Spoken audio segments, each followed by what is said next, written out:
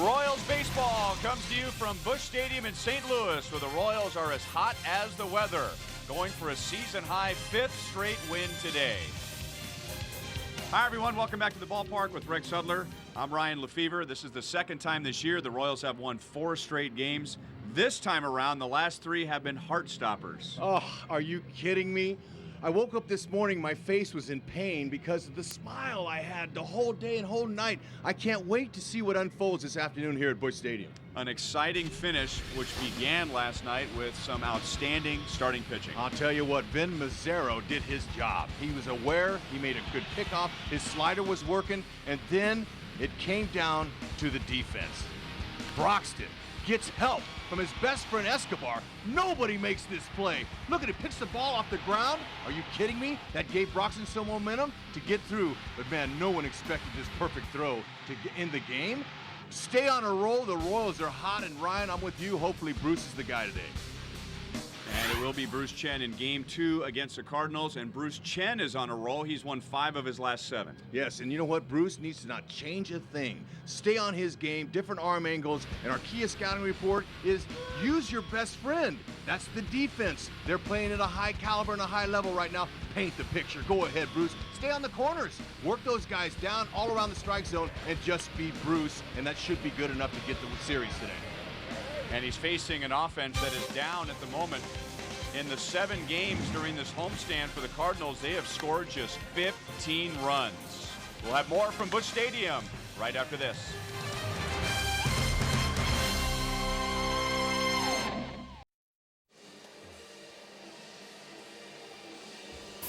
Today's game is brought to you in high definition by Time Warner Cable, the official TV, internet, and home phone provider of the Kansas City Royals.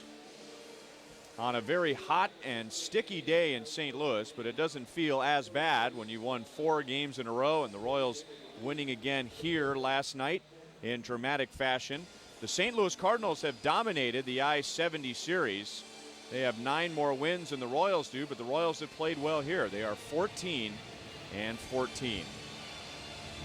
Royals lineup tonight. There's Alex Gordon stretching out, getting ready to lead off the top of the first inning.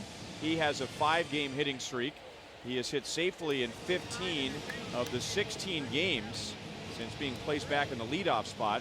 After him, Chris Getz also has a 5-game hitting streak. Eric Hosmer back to hitting 3rd.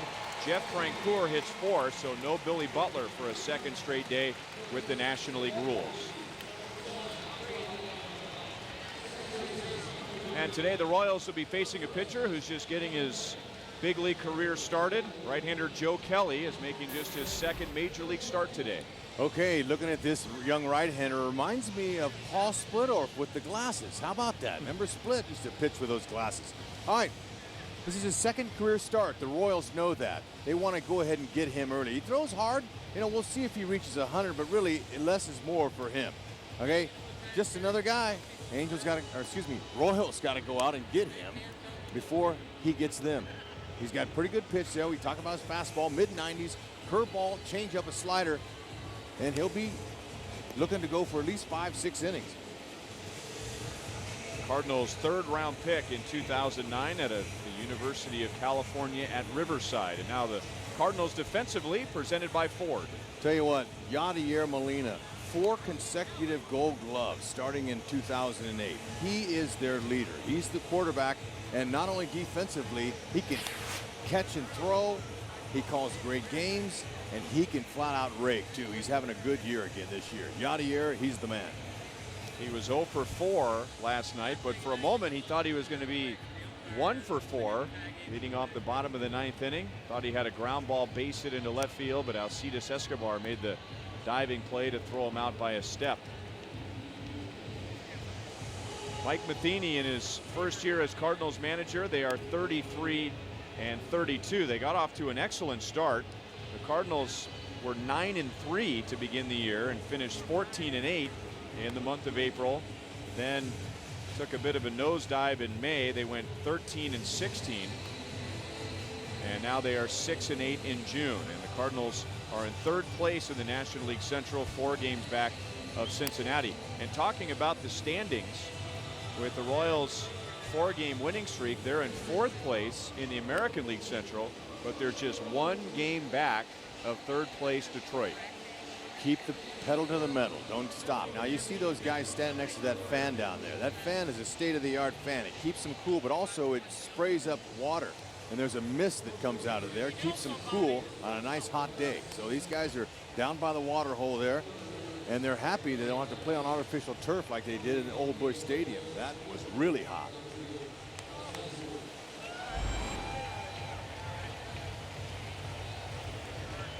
Alex Gordon, 2 more hits last night, getting his batting average up to .251. He has always hit very well here in St. Louis. 17 career games, 6 home runs, 17 RBIs.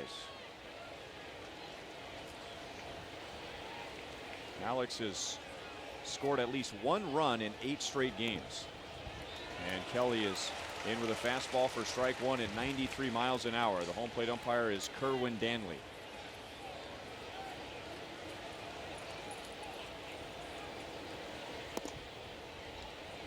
Talked about it last night. The Cardinals have had their injury problems like the Royals have, and Joe Kelly is in there because Jaime Garcia, a left-hander and a regular part of the Cardinal rotation, is on the disabled list. Alex goes the other way and has a base hit to left field.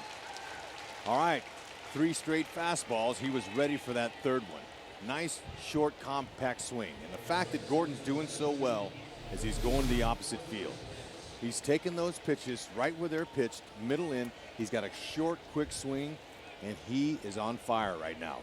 And when he was struggling, Rex, that swing right there, or that pitch at least, resulted in a ground ball to second base. Right, because he was trying to pull. He was trying to do too much. And I remember Kevin Seitzer early in the season saying, guys, not one guy's going to carry the load here. Spread it out. Don't put no pressure on yourself. But this fastball right here at 93 is very hittable. Now, the kid Kelly, he has a 3/4 arm delivery. He kind of has a long back sweeping motion with his arm. And so sometimes it's been hard for him to catch up with his body. But so far, it looks to me like there's not a lot of deception. They can see the ball. And Getz hits a rocket to right field. Alex will put on the brakes at second base, and the Royals have 2 on, nobody out. So both Alex and Getz have extended hitting streaks to 6 games. 89 degrees, but with the heat index, it feels like it's 100 today. Hot and humid. But like I said, Ryan, excuse me, that fastball is looking really big early. This team is hot. The Royals are seeing some pitches. This kid, Kelly, he's going to have to start bringing in some secondary pitches early, or they could get to him. That fastball is straight and hittable. One fastball going the other way for a base hit, one pulled into right field. You're not going to ask Hosmer to bunt and move him over. Kelly throws a strike. Hosmer 1 for 5 last night, playing at first base, which is no big surprise. The surprise is in the National League stadiums, and Bruce Chen having to hit for himself, no Billy Butler. Ned Yost abandoning the idea that he used in Pittsburgh with Butler at first, Hosmer in right, and Francoeur in center.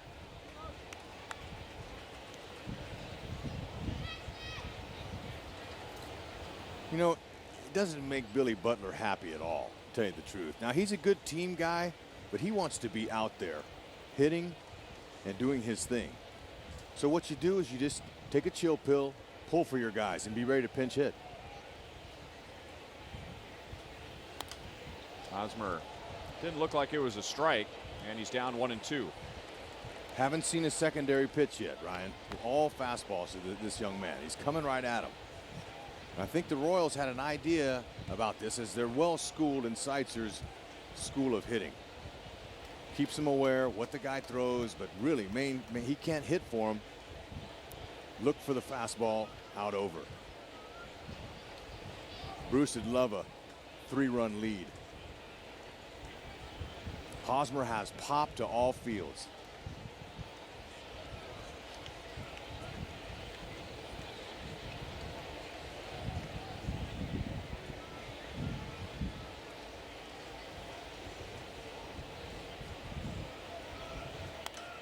And again, fouled away. And getting Hosmer to chase pitches that appear to be outside and out of the strike zone. And he's a little anxious.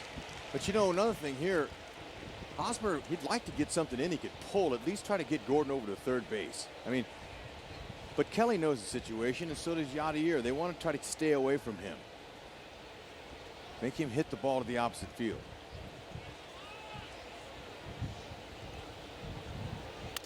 And there's a slider. Back to Kelly.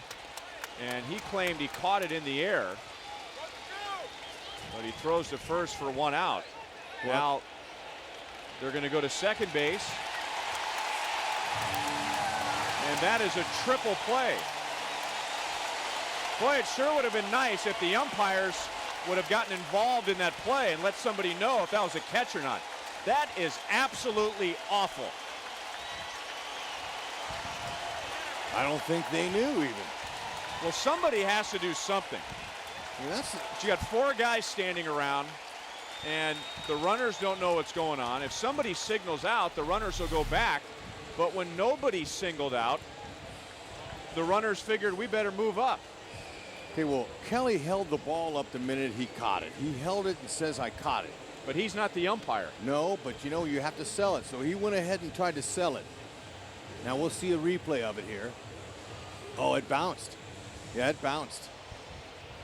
So see, this is an interesting play here. He's going to try to sell it and let him know he caught it. So there's typically one out and then 2 outs and 3 outs. But now they're going to get some different angles. Hopefully, Paul Nauert, the first base umpire, and third base umpire Alan Porter, who saw that ball bounce. So they're trying to get it right.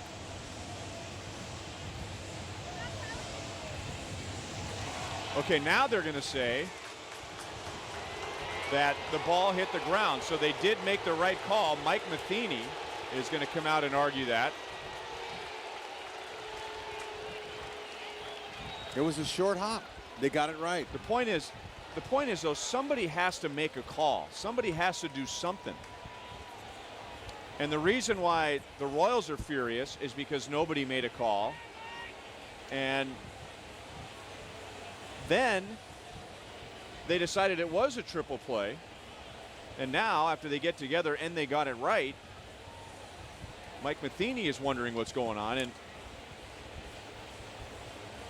in the end, it appears that they got the call right. But the four guys standing around and nobody doing anything, even if you miss the call, somebody's got to take charge and say it was either a catch or it wasn't a catch. So Kerwin Danley, the play was in front of him, the home plate umpire, and had he went safe and made that mark where the motion where there was no catch from the origination of the play, then everything would have been okay, but he didn't do anything. So now it's up to the players to speculate what's going on. So Matheny's going to lose this argument. The only thing he's accomplishing right now is that his defense is in the dugout staying cool. But in a moment, it's going to be runners at second and third and one out. And a chance for Frenchie to rock their world. So really that out got the runners over. Ends up being a positive out. See, and that's what Matheny's saying. He's saying, you guys called him out. Now you're changing it?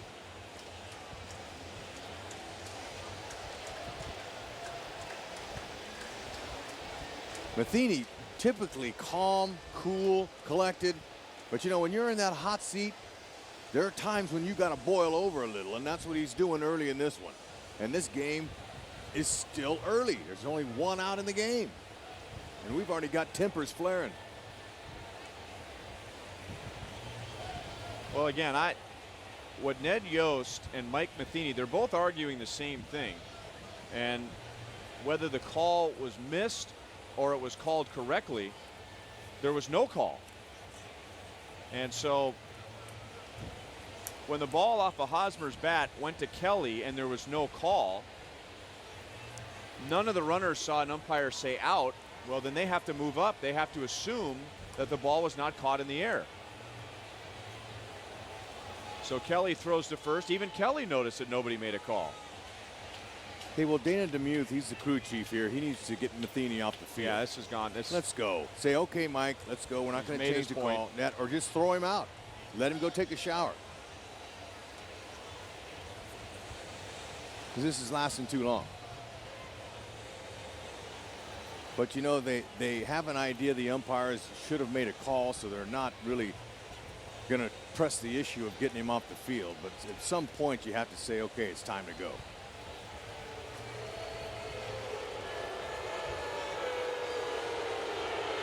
Well, you have some umpires on this crew that have been around for a long time, and they have a very difficult job, but they have not taken control of this thing at all. The no call on the play. There it is. Now, why didn't he do that 5 minutes ago? Well, because Mike's a good, well-mannered guy, and he's not a guy that uses a lot of bad language. So, yeah, I mean, how long are we going to sit here and watch this? I understand what Matheny's upset about, but don't the umpires have to take control and say, okay, that's enough? We got a game to play here. There's one out in the top of the first inning. But you know what, though?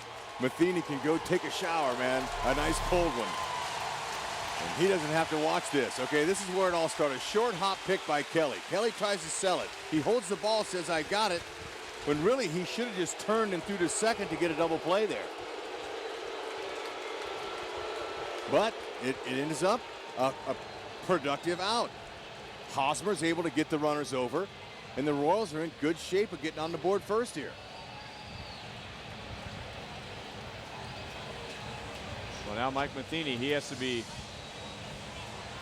got to be careful here. He's been ejected, and now he's coming back out onto the field.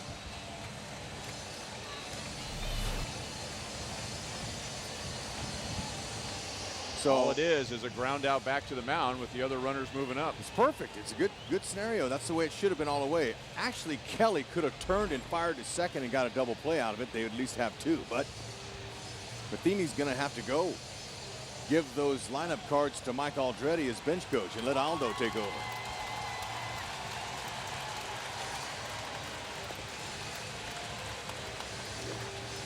So there's Mike Aldretti in the red Cardinal jersey. He's going to take over as a skipper. He's got those lineup cards in his left hand, and he's totally capable. He's been an excellent hitting coach in his career, first base coach, and now he's Matheny's bench coach. So we go to the top of the fourth inning. Oh, wait a minute. Oh, well. I'm standing up. I can't sit down. This game hasn't even got going yet, and we knew something was going to happen in this game, but there's still a whole game to unfold here. So Frenchie has a chance to get that Kelly fastball. Frenchie loves fastballs, and I guarantee you he'll be looking for that first good one he sees. 226 average with runners in scoring position this year on the season for Francoeur. First pitch usually is the best one. And he's swinging. 0-1. A long time ago, Alex Gordon singled to left to open the game. Chris Getz singled to right. And then after all that, Hosmer grounded back to the mound with Gordon and Getz moving up. And now it's no balls and 2 strikes on Francoeur, who was 1 for 3 last night with a couple of RBIs. Okay, and of the 11 pitches thrown by Kelly, all fastballs.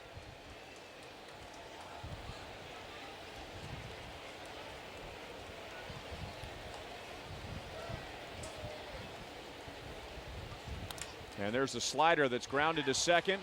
Gordon to the plate, and he's out, 2 down.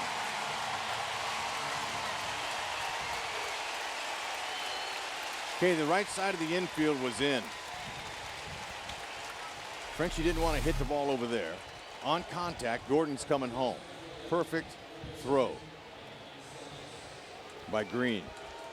Yadier had that plate blocked. Good to see Gordon not get hurt on that one. Nothing you could do, slide hard into his catcher's gear, or just do that, roll away from the contact.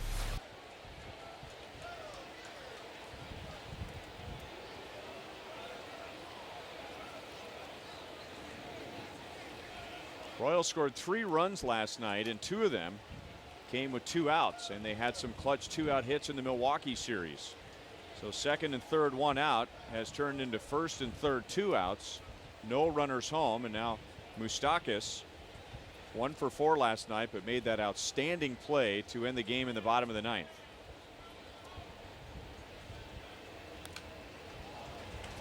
Okay, the game is so hard to produce and perform. If you do one good thing during the game, you had a good game. A lot of guys are greedy. They want to do more. But that's just a simple fact that it's not that easy. But a big 2-out base hit here would give Bruce a little lift before he even takes the slab here at Busch Stadium.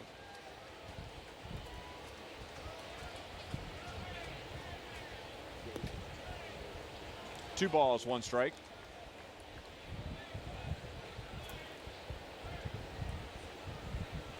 First changeup we saw there.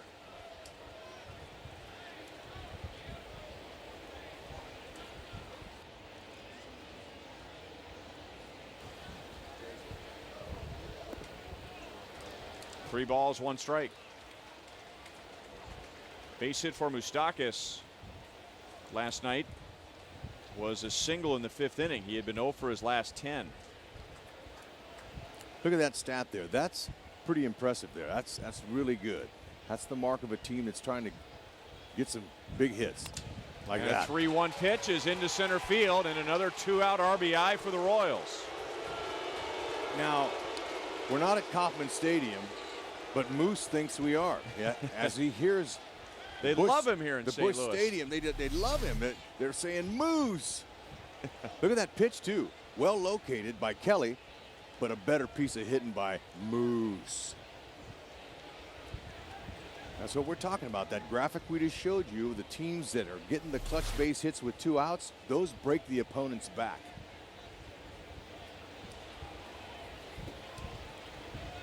So Getz comes around to score. He scored twice in the series. First and second now for Brian Pena. And on cue, the Cardinal fans gave Moose some love, and they didn't even know it. Although I heard some Moose calls early when he stepped into the batter's box.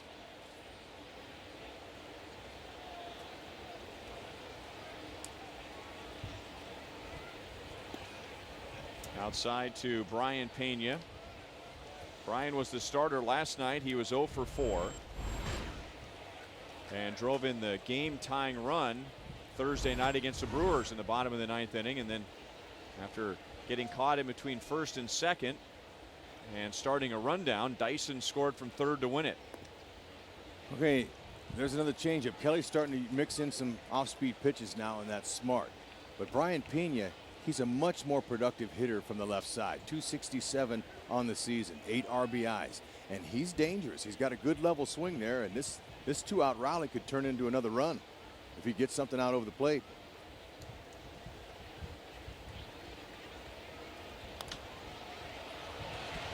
Popped up, freeze into foul territory. The Royals come up with a run on 3 hits. There was 8 minutes of standing around, and at the end of a half inning, 1-0 Royals.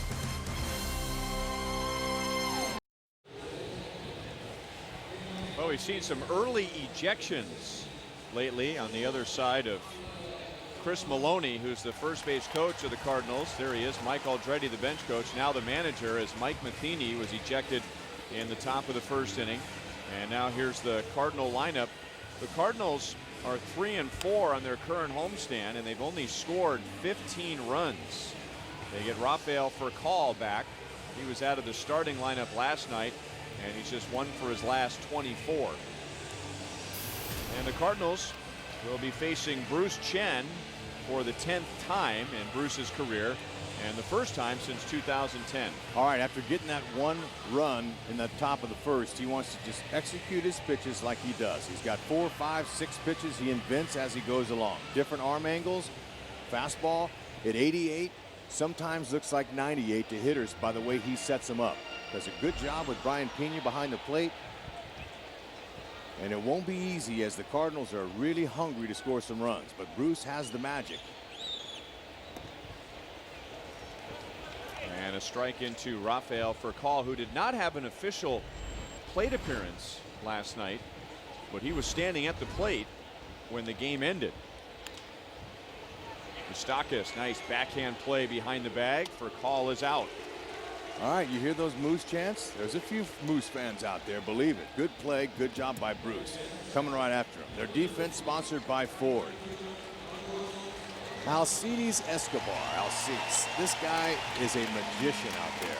Now, Ozzie Smith, he ruled St. Louis for years, but this is the up-and-coming future Gold Glove shortstop of the Royals. No question, he was one of the key guys in that trade for Zach Greinke. Carlos Beltran has 3 hits in the series and a 9-game hitting streak. Last night with his 300th career stolen base, becoming the 8th member of the 300-300 club. 300 home runs, 300 stolen bases. Yeah, I mean, that's something that's really special for him. I know it meant a lot to him. But, you know, first time up, you typically aren't going to swing at the first pitch. But against Bruce, he knew he was going to come in there, and he just got him a nice little base hit to keep that streak alive. A couple of guys who got to the big leagues for the first time in 1998. Bruce Chen for the Braves, Carlos Beltran for the Royals. And so those two guys been in the game for a long time, but that was the first time Beltran had ever faced Bruce Chen in a regular season game. Matt Holliday, the Cardinals' #3 hitter, was 0 for 4 last night. And over a longer stretch, no hits in his last 12 at-bats.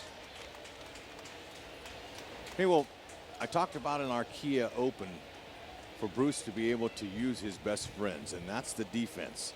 Holliday has grounded into 7 double plays this year, and Bruce would like to make it 8. But he's going to have to keep that ball down. That was elevated there.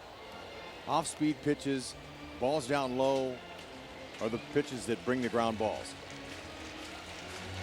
And on the topic of keeping the ball down, the Royals' 4-game winning streak has come against a couple of National League teams that rely on the home run.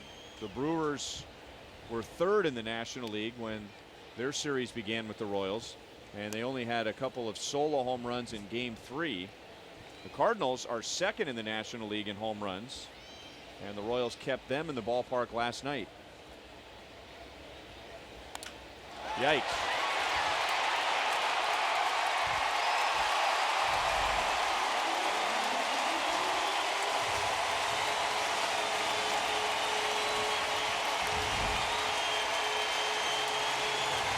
So a couple of pitches that were up to Holliday.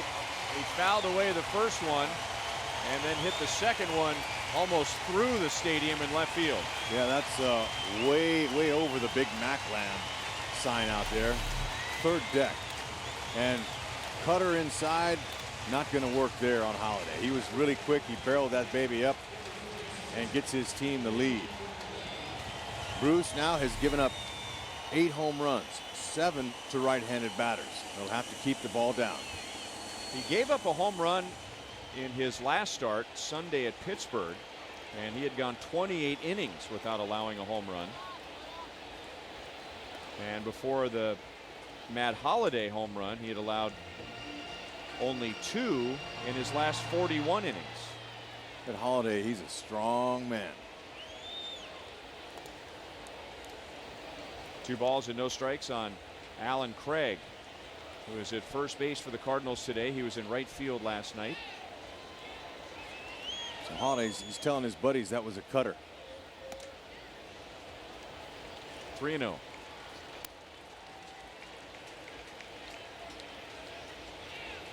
Today is a home run challenge game, and each home run hit in today's game will be worth $16,000 toward prostate cancer research. There have been 9 home run challenge games so far this year, resulting in 102 home runs, raising $1,632,000. Fantastic. Way to go, dads. We're going to take care of you. 3 balls, 2 strikes on Alan Craig. He was 0 for 3 last night. Ryan, you got a great opportunity as your family is here visiting this weekend. What a great Father's Day for you it's going to be.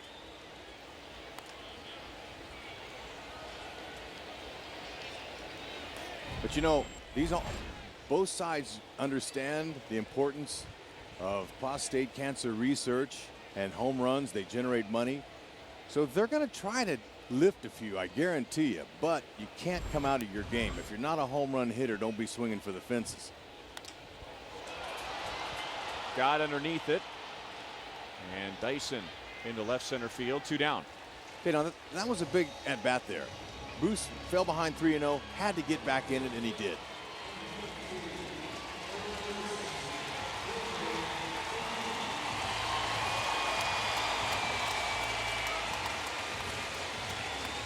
And here's David Freese, 1 for 4, a run scored last night. He has hit in 5 straight.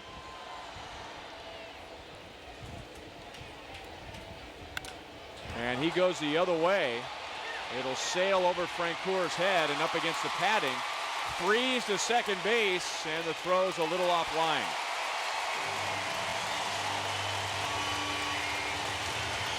See how important it was for Bruce to come back and get Craig, as that would have scored another run. All right, Bruce is up. He's elevating. He's going to have to alter his location, or he may not be around long in this one. He's not overpowering, so he's got to be able to stay down with that ball.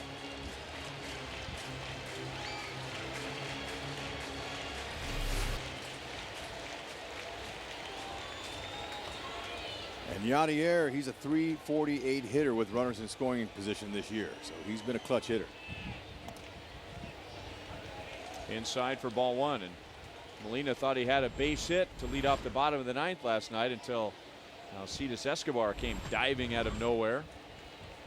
And the look and the body language that Molina had as he ran by first base and he was out, he couldn't believe it. Bruce got away with one down the middle there at 80. Haven't seen the big curveball yet from Bruce. He needs to bring that pitch in just to give that hitter a different look. He's got a good curveball. Maybe try to backdoor one. Try to come in the other side. Just mix it up a little bit here. Change-ups, cutters, and fastballs is what he's going with so far. And a fastball that got a lot of the plate. Alex is back, and that's the second 2-run home run of the inning.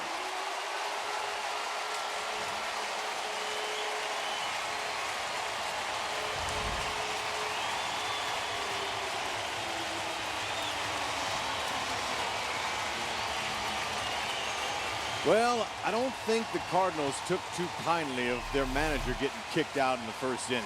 And Bruce is not helping. He's just throwing batting practice fastballs in there right now. And like I said before, he's not long for this game if he can't make some adjustments.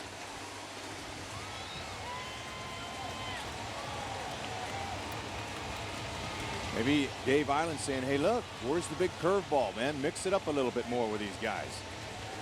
They're missing out over the plate, and these guys are hungry to hit, and that's exactly what they're doing. So Molina has a 2-run home run. Holiday has a 2-run home run.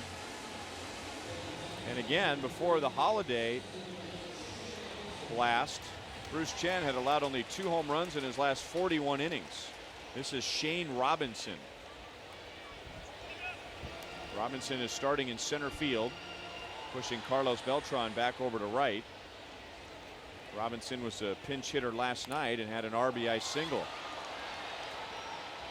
Right to Alex in left field, fighting the sun a bit, gets the right angle, and that ends the inning. The Cardinals hang a 4 on the scoreboard in the first with a couple of home runs.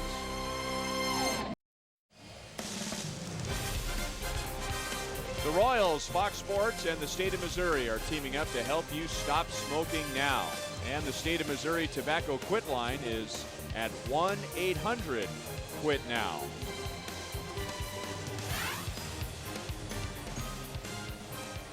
Matt Holliday had been 0 for 12 before his 2-run home run. And 3 batters later, Yadier Molina hit a 2-run home run. So the Cardinals have a 4-1 lead with the Royals sending up Alcides Escobar, Gerard Dyson, and Bruce Chen. Royals coming up with 1 run, 3 hits in the first inning with 2 outs. Mike Moustakas drove in Chris Getz. 2 balls, no strikes. Okay. Now Molina going out there and saying, hey. That's exactly what he's going to say. We just got you 4 runs, young punk. Let's go. Get the ball down and let's get in this game. Get us back in that dugout so we can get some more Bruce. Maybe he didn't say it exactly like that, but that's what he said.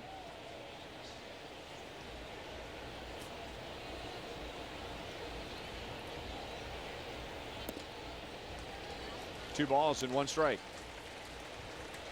Yadier says, hey, look, just hit where I'm sitting. Concentrate on my glove. Drilled toward right center field, but a bit of a slice, and that allows Beltran to close in on it for the out.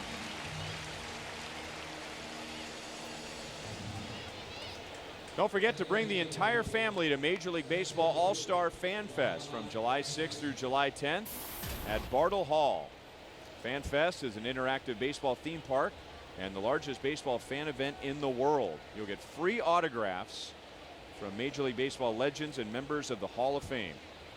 You can buy your tickets right now and guarantee your time slot at allstargame.com. Dyson got a couple of hits and a walk last night. Grounds out 2 for call. And so after the quick meeting at the mound between Molina and Kelly has thrown 3 straight strikes and he's gotten a couple of outs. Well, you know, Yadier, that guy commands a lot of respect around here. He's a World Series star, a World Series champion 2 times, and a 4-time Gold Glover consecutively. Look, when he speaks, they listen. Strike to Bruce. He was 0 for 1 in his last start against the Pirates. That was on Sunday. Bruce overall is a 143 hitter, 17 for 119. He's got a double in his career and 19 sacrifice bunts. Ned Yost prefers he doesn't even swing the bat. 2-1.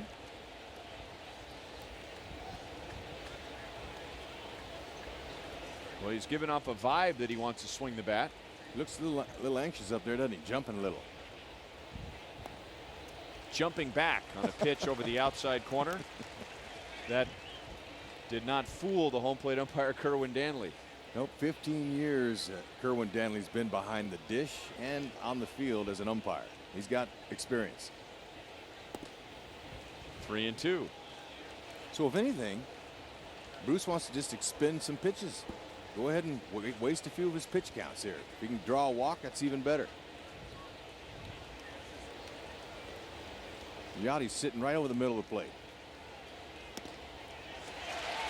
That pitch was way inside. Joe Kelly gets his first strikeout.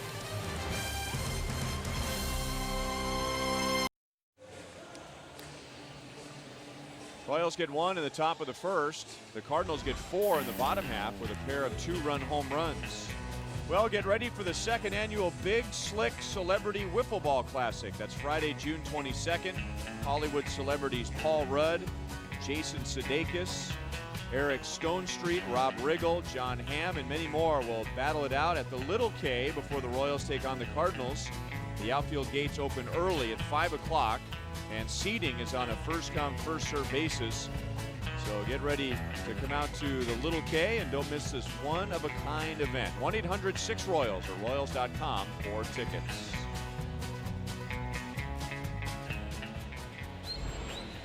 Tyler Green, who's playing at second base today, takes a strike. He was the Cardinals shortstop last night, and he was the runner that was gunned down at the plate to end the game in the bottom of the 9th.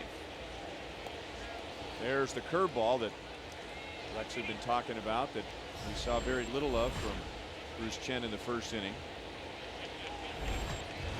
Green had 3 hits last night and a stolen base.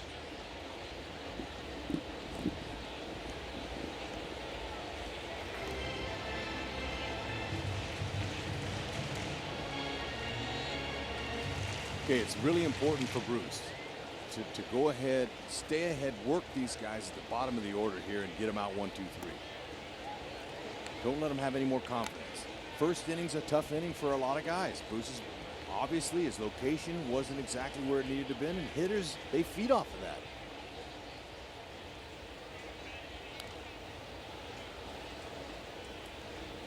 2-2.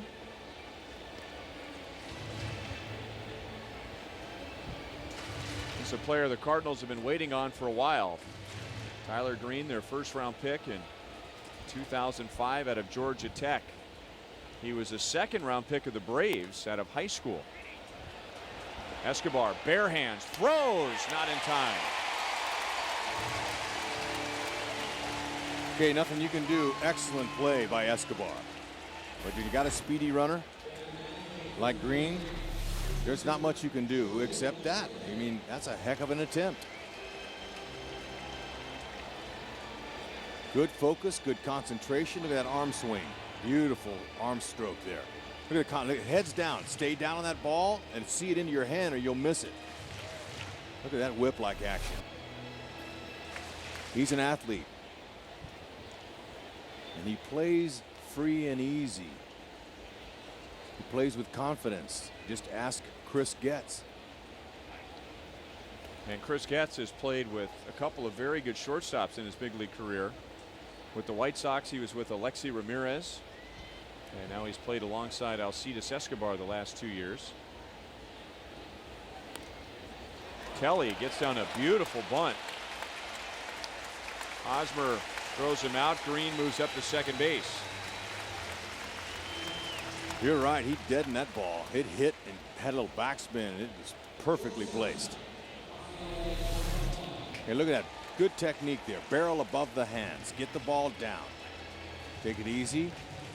Look at that. See, that's perfect. Move those fingers back, though. The fingers are a little bit exposed there. You don't want that pitching hand to get hit.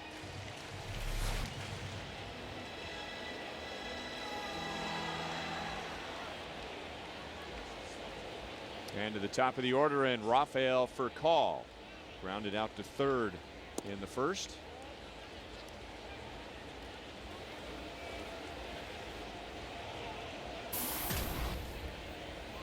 Rafael Furcal. He's a veteran now, but kind of always think of him as zipping around the bases as a 19-year-old with the Atlanta Braves. In 2000, he was the National League Rookie of the Year. Come to find out, he wasn't 19 years old, but still a very young player on a veteran team. But he's still an energy action type player, and he's very aggressive. He and Bruce Chen played 1 year together in Atlanta. Close, but Tyler Green is back in time. Furcal, a .316 hitter, right-handed, 282 left. Got 5 home runs, 3 of them from the right side. So he's got a little more of a natural swing. Most switch hitters all were right-handed hitters before they were left-handed hitters.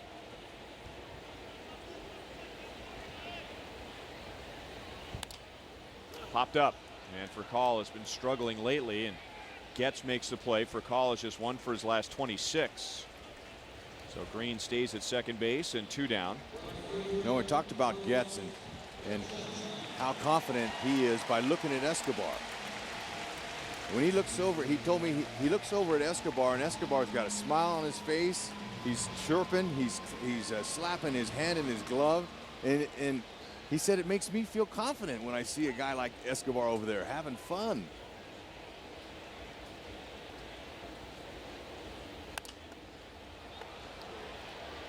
Beltran fouls it away. No balls, 1 strike. Let's look at our Toyota League leaders for today. Carlos Beltran has the best interleague batting average this year, in front of Ryan Braun and Joe Mauer. 1 for 1 with a run scored today. 3 for 5 in the series in his first 2 games against the Royals. Green is running. Beltran gets another base hit, his 4th of the series, and St. Louis has a 5-1 lead.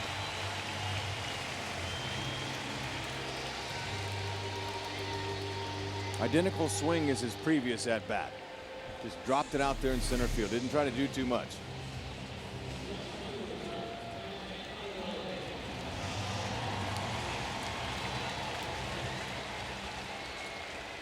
So Green was off. Took a peek up. Knew that ball was going to land.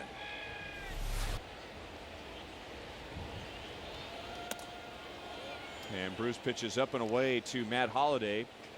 He threw a cut fastball to Holliday in the first inning that got too much of the plate. And Holliday hit it into the third deck in left field for a 2-run home run, his 11th home run of the year.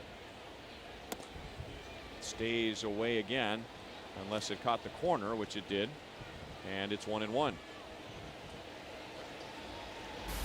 there's Nate Adcock warming up in the second inning. Well, one more out, get out of this one. 2 balls, 1 strike.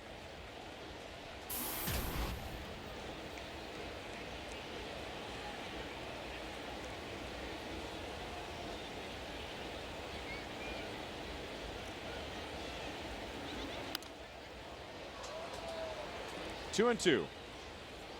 Just a little bit too much of the plate. Bruce is not staying on the corners. 35 pitches, 24 strikes, 11 balls. That's too many strikes and too many good pitches to hit. And still no big curveball. Haven't seen it. Wonder if that pitch is not working for him today or not comfortable using it. But Bruce needs all 4 pitches. He doesn't overpower you. He's got to be able to finesse and work his off-speed pitches in and locate well, and he's not doing it.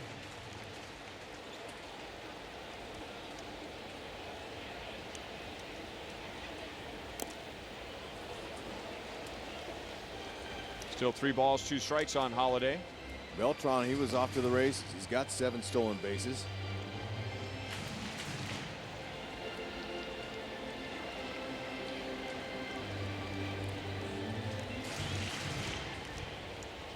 Cardinals had scored a total of 15 runs in their previous 7 games, and they have 5 now today in the first 2 innings.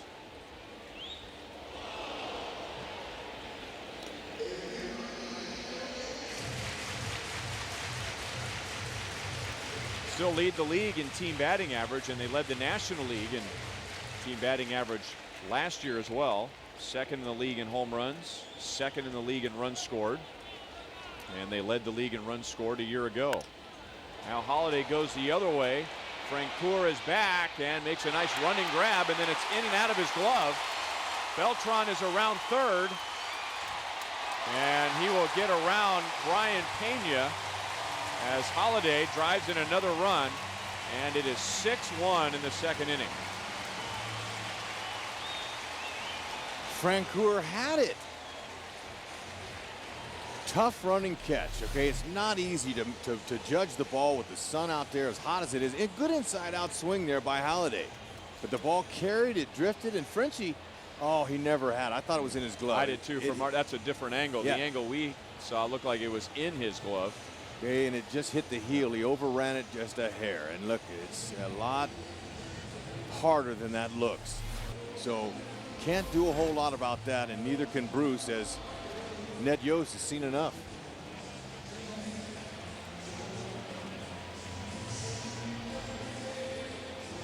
So Bruce Chan goes an inning and 2/3. He gives up 6 runs. He leaves a runner at second base, and a Chevy call to the bullpen brings Nate Adcock in.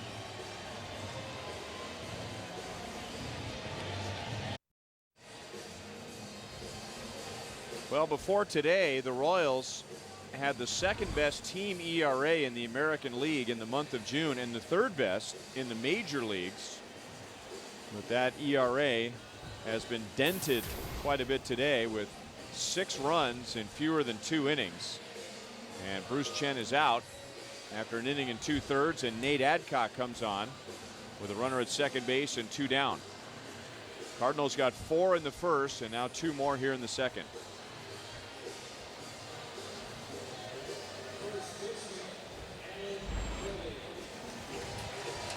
From the beginning of the season through May 7th, the pitching staff ERA was 4.196. That was 12th in the AL, 27th in all of baseball. On May 8th, Dave Island had a pitchers only meeting, and Dave Island said that he had to tough love some of these guys and let them know they were in a man's league. He let it all out. Since then, the staff has produced a 3.24 ERA, which is second in the AL, like you said, Ryan, and fourth in all of baseball. So they've responded to Dave's challenge. He said, look, guys, we need you to step up and go deep into games. Don't rely on your reliever. You take it and be a man, and you man up, and you take credit for your good stuff, but you also take the blame, and you take that and say, my bad, and don't blame it on anybody else. So it was a tough meeting, but he had to do it. New pitching coach this year, he had to let these pitchers know that you have to take accountability yourself. Don't pass the blame on anyone. So he let them have it, but they've responded pretty well. Jonathan Sanchez back from the disabled list during the last homestand. He gave up 1 run in 5 innings in his first start back.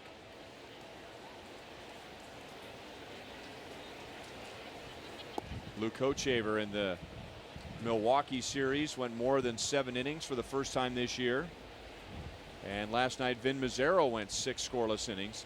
He had a calf muscle tighten up on him, so he was only able to go 6. Remember how we were looking at him and they even made a visit to the mound? We were wondering what was going on with him. Well, it turns out it was his calf that was bothering him.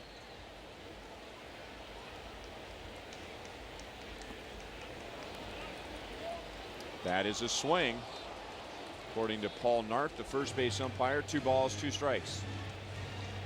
Okay, opportunity presents itself every day in life, but especially in baseball. And Nate Adcock wants to take this by the horns here and hold his team down and let his team come back. Hold the Cardinals down here. Execute, look good, and it'll enhance his chances of staying off of that AAA shuttle that he's been on this year. Take this opportunity, shut him down, get out of this inning, and move on.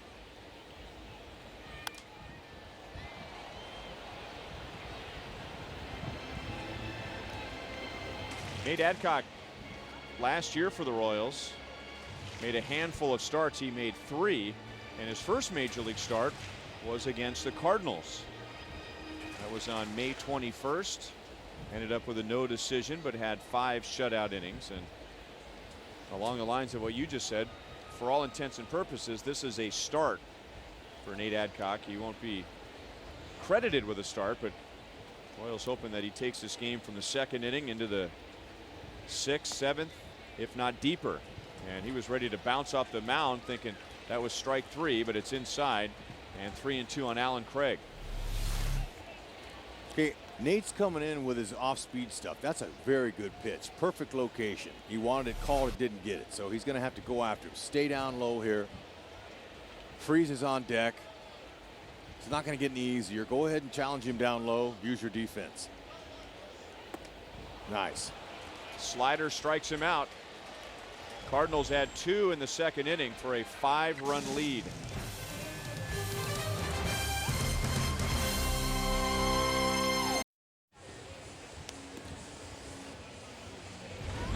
A steamy day in St. Louis. Cardinals have a 6-1 lead over the Royals into the 3rd inning. Next Sunday, you can bring the kids out to Kauffman Stadium as the Cardinals will be in Kansas City. It's another family fun day Sunday, and the kids will enjoy face painters, balloon artists, kids entertainment by Radio Disney, and much more. Sundays at the ballpark is your family destination. Go to Royals.com/Sunday for more information and for tickets.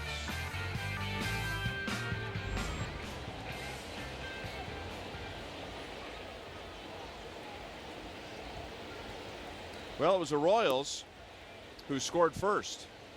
Alex Gordon led off the 1st inning with a single. Chris Getz singled to right. And then a play that took 8 minutes to figure out as Eric Hosmer hit a soft liner back to the mound. And there was no ruling. So the Royals didn't know what was going on. The Cardinals didn't know what was going on. The Royals thought that the ball was not caught by the catcher Joe Kelly, so the runners moved up. Kelly threw to first for an out. Then the Cardinals threw to second, and for a moment it was ruled a triple play. But then the umpires got together and said that Kelly didn't catch it. And the runners return to their spots. Gordon at third, Getz at second. And then with 2 outs, Mike Moustakas drove in a run. The Cardinals got 4 in the bottom of the first to pick up right-hander Joe Kelly, and they added 2 more in the second to knock out Bruce Chen. Full count on Alex Gordon. Well, a walk, a knock, a bloop, and a blast is all they need to get back in it.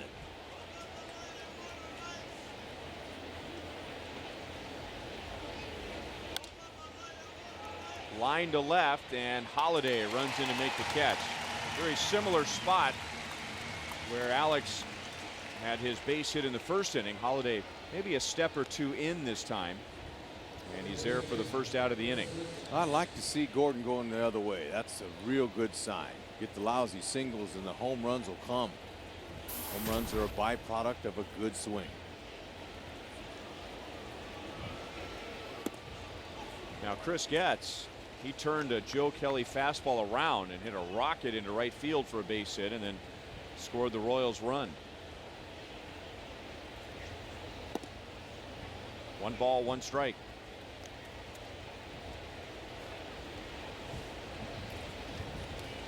At the moment, Chris Getz is batting .295.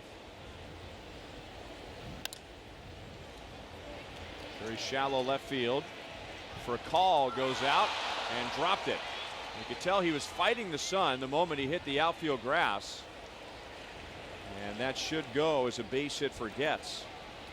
Yeah, on contact, I could see Holiday, the left fielder, he gave up on it. And then when you're battling the sun, you got your glasses on, put the ball up. Just couldn't keep it in his glove. Now I'm wondering if there was any reason that Getz couldn't get out of the box, why he's not on second base. It is ruled a base hit. Fouled away by Hosmer.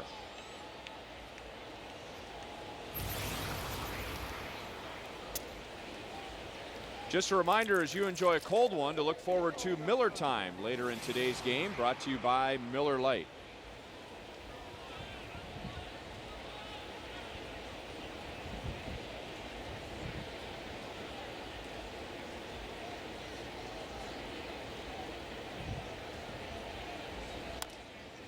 Tied him up, and it's 0-2. Okay, whenever you make contact, when you're a speed guy, you take off and you go. Okay, now let's see. Yeah, he's not really going. He's kind of playing tentative. Can you see that? He's just kind of just saying, "Oh, I wonder if he's going to catch it." When you go hard, and then when he drops it, you end up at second base.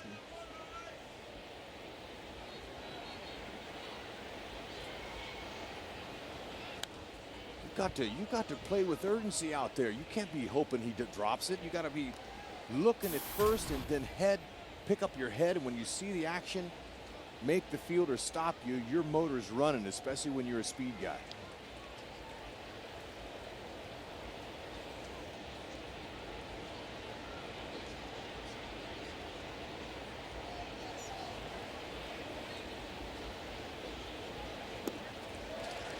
Hosmer strikes out, and that is Joe Kelly's second.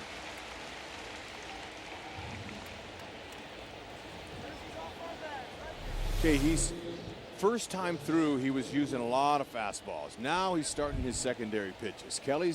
He's young, he's just making his second major league start. He's figuring it out. First time through, you see how the hitters handle your fastball. If they hit you hard, then you make adjustments, but you don't make adjustments and show them your other weapons until you have to. Now, second time through, he's bringing in his slider, his changeup, his curveball, and that's what a starting pitcher does. If he like Bruce did, he threw one curveball maybe. Didn't quite have all of his weapons. He didn't show them.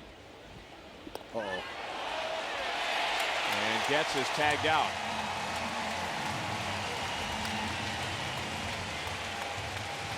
So that's that for the Royals in the third inning. St. Louis leads 6-1.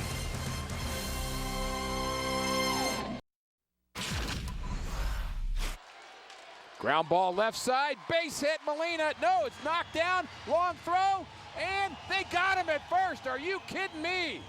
What a play.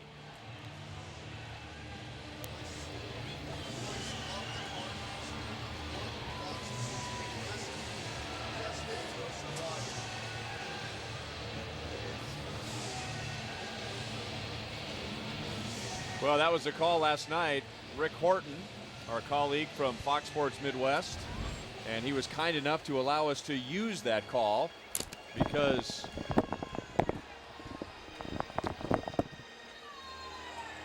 he and just about everyone here tonight wearing red were convinced that that was a base hit.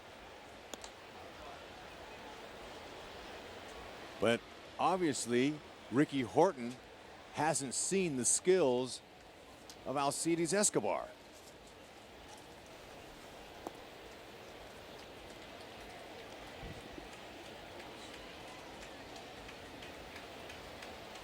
But Broxton, interviewed by Joel Goldberg after the game, said that that's not exactly how he drew up his 100th career save, No. but he'll take it. Off of Moustakas' glove, and David Freese is 2 for 2.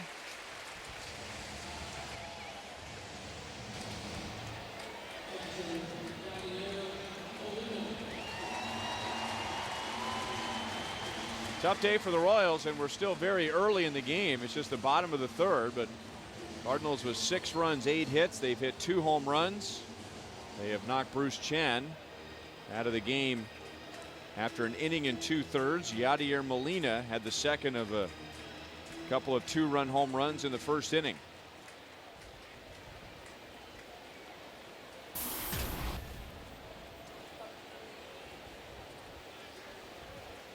It was Molina's 9th of the year. RBIs 33 and 34.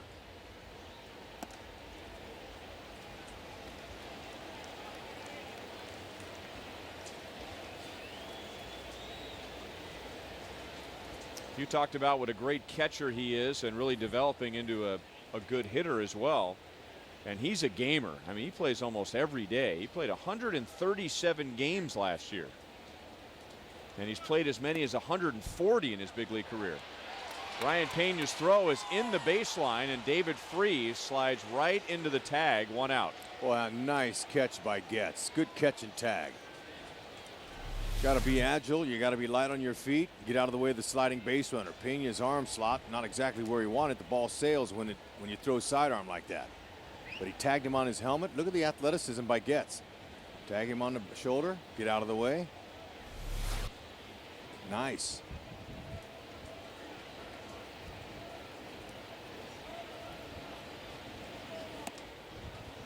One and 2 on Molina.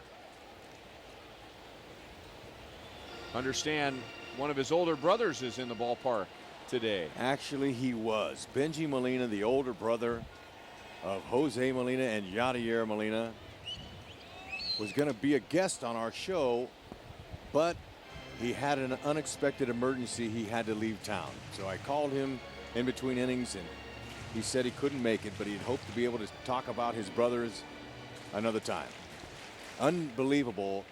3 catching Molina brothers have 2 World Series rings apiece. Unheard of. Never happen again. Dyson into right center field. That's 2 outs in the 3rd inning. I mean, to have 3 brothers, all active major league catchers, is something. Big leaguers. But then to have them win world championships, not just 1 apiece, but they each have 2 rings, that's unheard of. There's the 2 that Yadier won, 06, and last year Benji with the Angels in 02, and then the Giants. Giants he got. Now they traded him over to the Rangers. But they gave him a ring. That's right, but he earned one. And then Jose got one with the Yankees and with the Angels. Jose and Benji were the catchers for the Angels for 4 or 5 years. 1 hop to Moustakas. So Adcock restores some order as he faces only 3 in the bottom of the 3rd. Royals are down 6-1.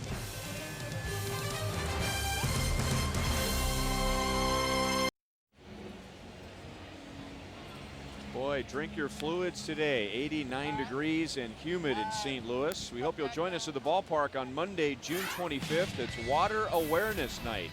The first 10,000 fans receive a reusable Royals water bottle presented by Grundfos. The Royals take on the Tampa Bay Rays at 7:10.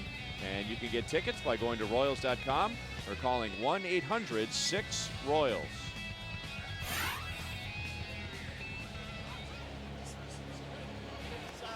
A lot of Royals fans here for this 3-game weekend series and enjoyed a thrilling victory last night with the final out at home plate. 3 straight games where the game has been decided at home plate.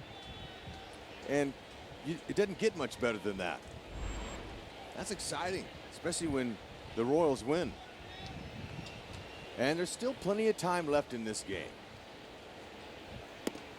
The game hasn't went as quickly as some might want, but you know, in baseball, it's not on a clock. We could tell in that first inning, Matheny getting ejected and all the arguing going on, and probably was not going to be a quick game. And these are the days where you really, really root for a quick game. There's never really a time when you're hoping for a long game.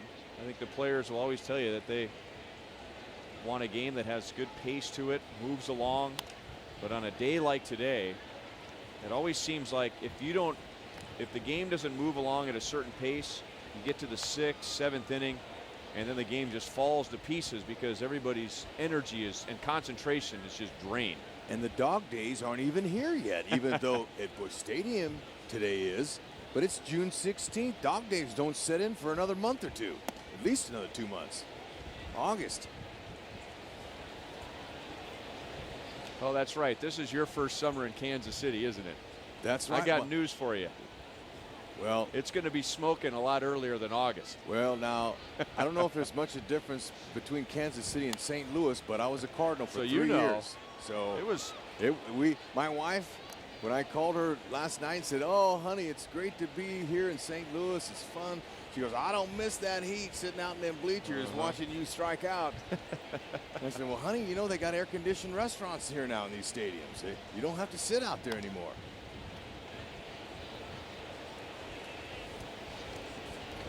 I had a rude awakening my first year with the Royals. Coming to town, the times I came to town with the Twins was when they had the balance schedule. And every time I came to town, it was either April or September, the beginning of the year and the end of the year. So I had never been to Kansas City in June, July, or August. Oh, my. Francoeur strikes out. That's the 3rd for Joe Kelly and his 2nd in a row, going back to the final out of last inning. Well, speaking of the dogs, how about we show some action? Talk about athleticism. Check that out. But watch this. Who wants to take a drink? I do. Wish I was jumping in that pool with that dog. Oh, look at that slow motion. That's beautiful. It's the Busch Stadium equivalent of Bark Day at the Cave.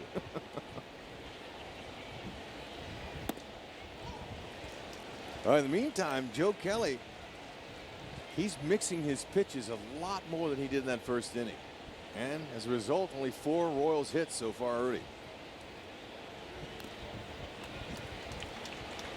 0-2 on Moustakas.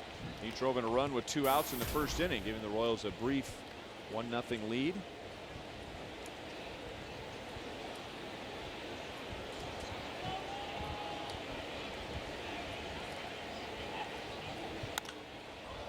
Drilled to deep right field. Now we'll hear some Moose calls. It is 6-2.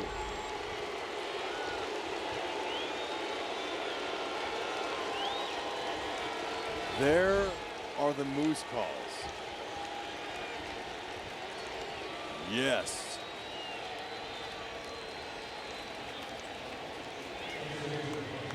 Number 10. From the 5th place hitter today in Ned Yost's lineup. Let's see. Kelly threw him a little slider that stayed up, and Moose perfect head position. Made a deposit. Pena's out on a ground ball to second base. Bryan is 0 for 2. And that was an 0-2 pitch to Mike Moustakas. That's right. He's hungry. Look, he's spread out. I like that front foot, okay? Strides forward a little, and his head's coming forward, but he's able to stop it, recognize the location, and go ahead and get the head out on that one and pull that baby out of the yard. 10th big league dinger for the young star on the rise.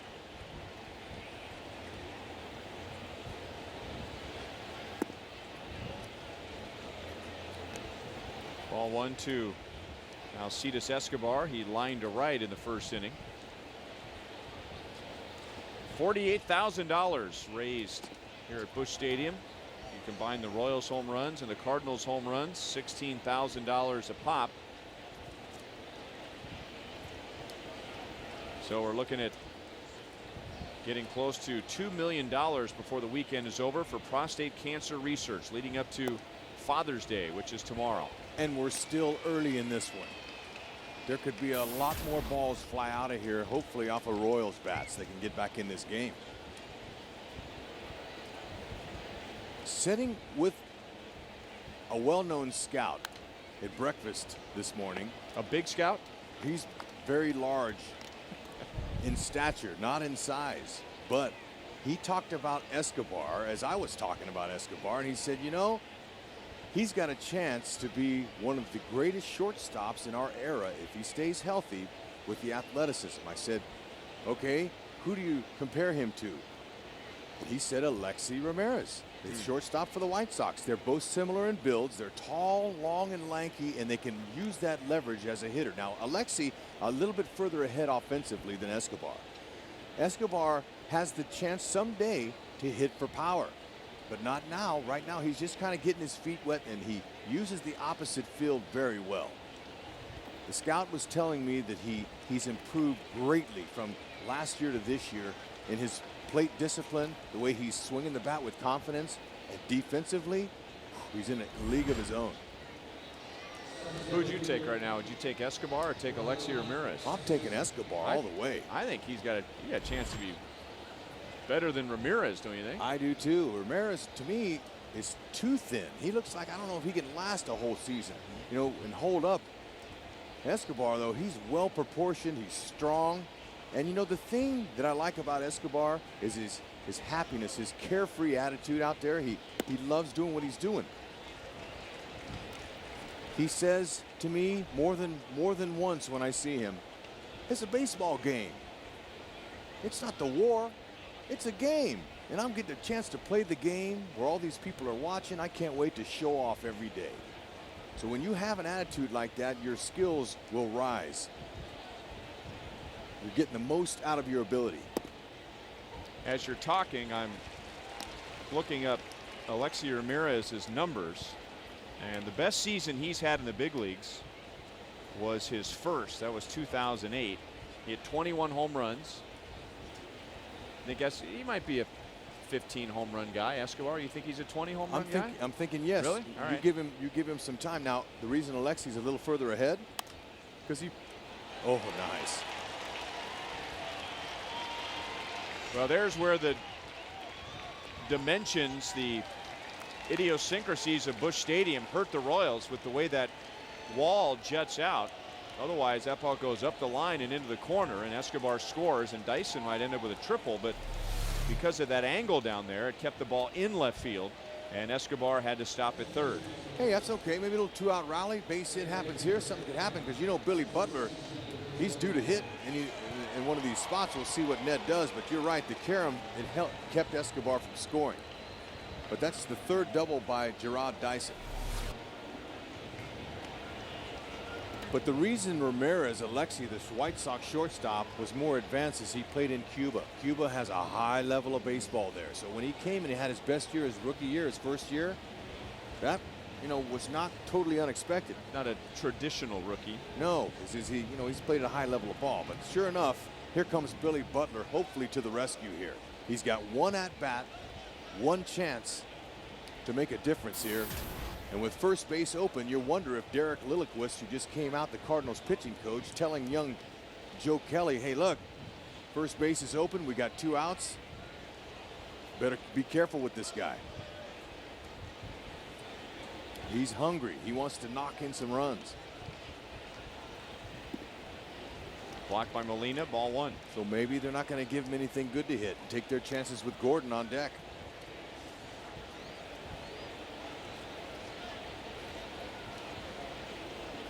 Billy was 4 for 10 on the homestand, that 3-game series against Milwaukee, with 3 walks and a couple of RBIs.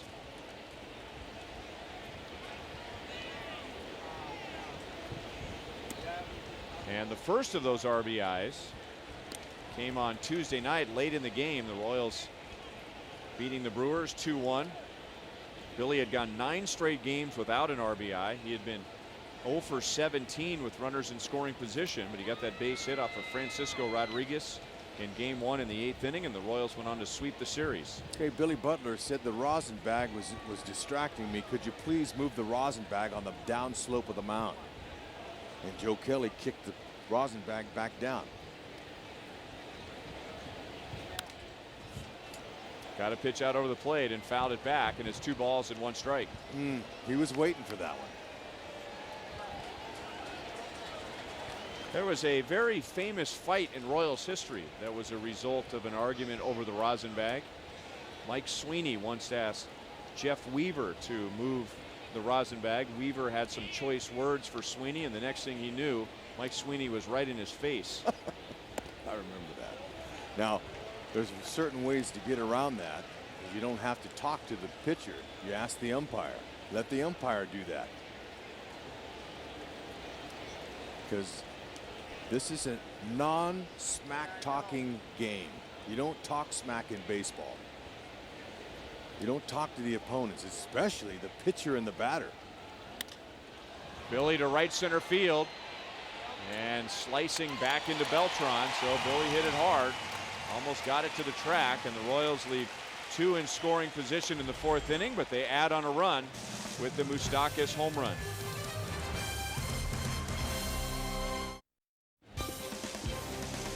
Royals baseball on Fox Sports Kansas City is brought to you by your Midwest Ford dealer. By Steel. Find a helpful servicing Steel dealer near you. Visit steeldealers.com. And by AT&T, the world's largest 4G network. AT&T, rethink possible.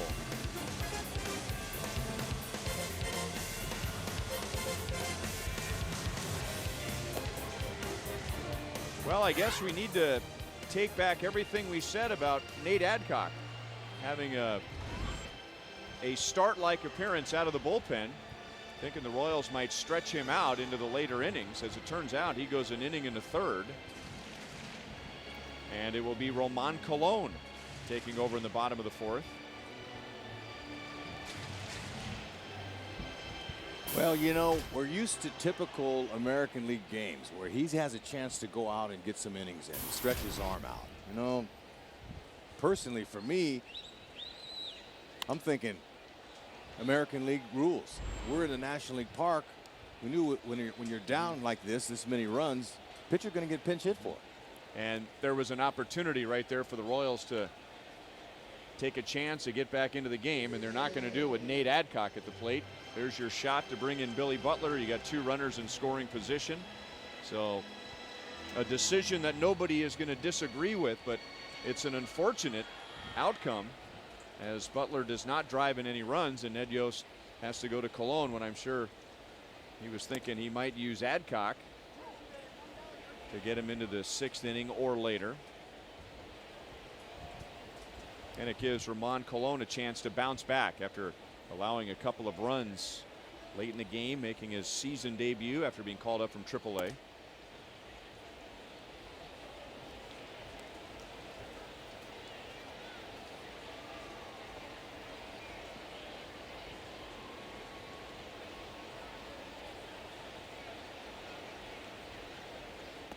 Joe Kelly 0 for 1 as a big league hitter. That was in his first start on Sunday against Cleveland. Today he dropped down a beautiful sacrifice bunt in the 2nd inning.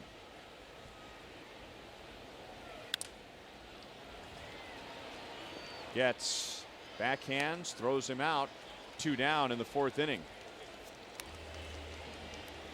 Fans, we ask that you help provide for those in need during the annual Royals Wives Food Drive on Monday, June 25th and Tuesday, June 26th from 6 to 8 p.m. in the Outfield Experience. There will be a silent auction on Monday and mystery bags that feature Royals autographed baseballs on Tuesday Fans are also encouraged to drop off kid-friendly, non-perishable food items during both days, and all proceeds will benefit the Bishop Sullivan Center.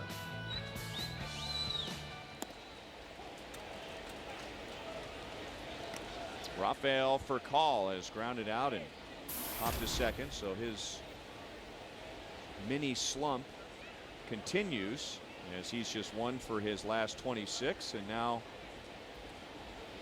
he's going to head back to the dugout. Maybe he doesn't. Oh, he's got the wrong helmet on. Bruce Chen started the game, so for Call, his first at-bats were as a right-hand batter, so the ear flap was on the left side, and he forgot to change his helmet against the right-hand pitcher. Now he goes and gets one that's on the right side. Yep, that's exactly what it was. He probably says, hey, sorry, guys.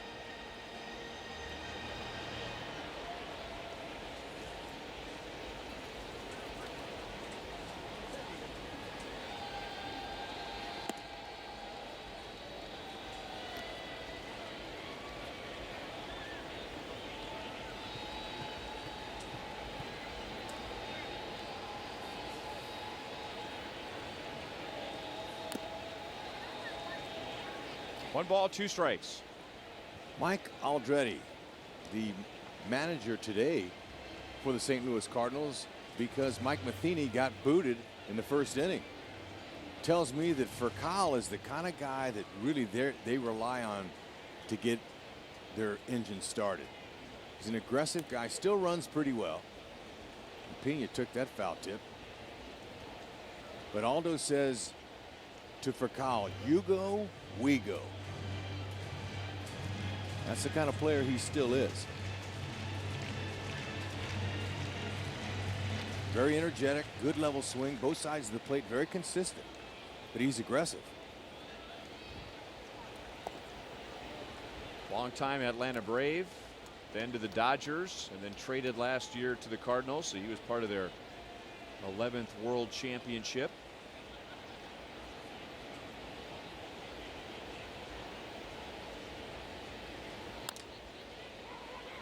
Two hops to Hosmer.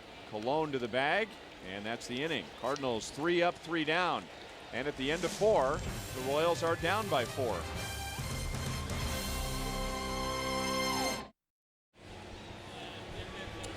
Welcome back to Busch Stadium. Cardinals leading the Royals 6-2, but who knows, all those one-run games lately, maybe we will see another dramatic finish. And I don't know if we've ever seen one quite like this. Ned Yost, tongue-in-cheek after the game, joked we work this one and practice it all the time. And you saw that carom there, right to Mike Moustakas in the throw home. Talking to some people today about it, here's what they heard. There are 2 posts down there, and it just ricocheted off 2 of them. Could have gone in between the 2 posts by the dugout, which are about 6 inches apart, and it goes right into the dugout. There's where it hit off one, off the other, almost like a pool cue shot, and right to Mike Moustakas. Kyle Turner, the team trainer, was standing right in between those 2 and was ready to catch it. Jonathan Broxton, just down the way, heard a little ping, which might have been a little bolt at the bottom there. It couldn't have been the railing as padded as it is. And Ryan, you asked a question earlier today about, you know, if that back post maybe is out of play. And I asked Eddie Rodriguez about it, and he said that anything in line with the top step would be in play. And that back post is in line with the top step. If it hit a little bit further down the railing, then that ball is out of play. The run scores. Different situation. It could not have lined up, guys, any more perfectly. The odds of doing that may never happen again. Well, we were down there for a while. I didn't try it, but you tried it. Kyle Turner tried it. Dave Holtzman was up there. He tried it. I mean, you're just firing one ball after another from what, about 7 feet away. And I only saw one guy that was able to make the ball bounce the way it did last night. Alex is 1 for 3 with a ground out to short. And I mean, I saw more guys throw the ball and miss both of the pipes, or it went in between the 2 pipes. And last night, an example of how we say it happens in the game, that the game has a way of evening itself out. And during that 12-game losing streak, how many bounces didn't go the Royals' way? And there's the other extreme. Well, I would say first off, anytime that I am the one testing that, that's not good, because you're dealing with my arm. Probably the same for David Holtzman. A couple of lefties that shouldn't be out there. I would rather you try it, Ryan, as a lefty. Rex certainly could try it. But then to think about that throw going from, second base, and Chris Getz, who I thought it was interesting after the game, too. He said, giving a little love to his dad Father's Day weekend, and Art Getz is here. We might try to catch up with him tomorrow. He said, my dad always told me, don't throw the ball away, eat the ball. But I did it anyway. And, Eddie Rodriguez said on the pregame show that sometimes when your luck is changing a little bit, these are the kind of breaks that you get. And, again, I don't think it could ever ricochet off those two posts like that, and it did. Goldie, what's interesting to me is the fact that you took the time to go down there and to figure that out. And there's a play that could come back and bite him, but Getzey, good hustle, he makes it. But the fact that you went down there and just showed me that, I had no idea. So that's good inside, way to give us a little inside of that padding, but we never know which way the ball's going to bounce in the grand game. Well, that's good work, Goldie. And thank you. And the other thing is that you don't, even with all the camera work nowadays, it's pretty tough to see that little ricochet. I think we all knew it hit off something. And I was tipped off to it because Broxton was standing there having a conversation, I think with David Holtzman, the Royals PR director. They were kind of looking at those posts, so I went up and I said, what are you guys doing? And that's where we kind of looked at it, and there we go, another hit. And Eric Hosmer is 1 for 3, and the Royals have 2 on with 1 out. But that play was so exciting that no one even realized where it ricocheted. I thought Neither it hit did off. I. No clue. I thought it hit off the net. And the fact that the footing in the warning track is very loose, the fact that the Moose was trying to shuffle his feet in the loose dirt to make a throw like that made it even more impressive for Moustakas to be able to negotiate that play to end the game. And let me tell you guys about my perspective on it last night, because I truly never saw the actual play until I talked with you, Rex, on the postgame show, because when you want to get on the field to do interviews, you're stuck behind about 5 rows of people. And I could hear Ryan on the stolen base call in my ear, but then it got so loud I could hear really big cheers, more than a stolen base, and I thought, okay, the ball was thrown away. Then more cheers, and I thought, oh, the ball must have been thrown away again at third. Then an elevated, Well, that will hush everybody for a moment. The bases are loaded. Right now, the Royals are concerned as to whether Francoeur is okay or not. So he will take a painful first base. I'll finish this before Moose comes up and hits a grand slam. Like that. Nice. Yeah. Well, it'd be nice. And there you see Frenchie. I thought that was that was not a rib ball. That was a sternum ball. Wow. That's worse? Absolutely. Yeah. So runner goes to third. I could hear and then you hear the elevated crowd because he's coming for home. And I could see a streak go by me, which was the runner green. And then I just hear complete silence. Now I think the Royals just won the game. I need to go talk to Jonathan Broxton. Well, there were 2 moments in that inning. There was the ovation that was building when everybody, including Yadier Molina, thought he had a base hit to left field. And that took the energy out of the ballpark. And then the play that you just described, that was an emotional roller coaster for all of us. But from your perspective, where you were screened by everybody down in the bullpen. That's interesting too, but the crowd will tell you, won't they, Goldie? They will, depending on where you are or where you're not. And like what you guys were talking about with Moose earlier today too, he should feel pretty at home because all those boos with some mooses sound like mooses. And Ryan, I know we got to hit a break, but I think we might have a former Royal coming in. Yeah, there's been a Victor Marte sighting. Goldie, good stuff, man. Way to go. Bases loaded, 1 out. Moustakas coming up.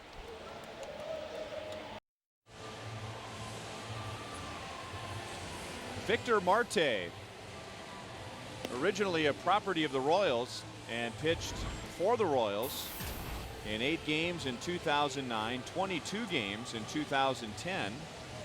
Back to the big leagues for the first time since that 2010 season, and now he's made 28 appearances for the Cardinals.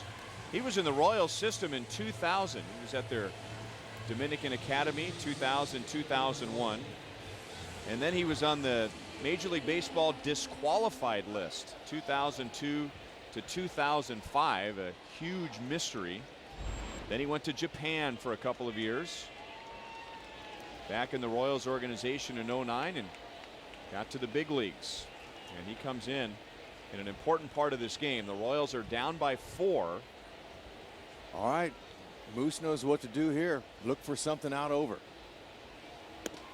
And Marte is going to keep the ball away. Sinker, slider, changeup. Those are his pitches. He's going to try to keep the ball to the middle on Moose, who can tie it up with one good swing like he had earlier. With one out, Getz reached on an error. Hosmer singled. Francoeur was hit by a pitch. Fastball at 94 is in for a strike. So Joe Kelly, you figure he's pretty frustrated right now. He had a 6-1 lead at the end of 2 innings, and he doesn't get through 5 innings. Not enough innings today to qualify for a win. 95 with that fastball, 1-2. Moose's head came off of that just a tad. He tried to jerk it out of there. Keep that head right in there if you can. A grand slam would be great. A double would be nice. A base hit would be nice. But he's got to try and avoid the strikeout and get at least 1 run here. It's out of play off to the third base side.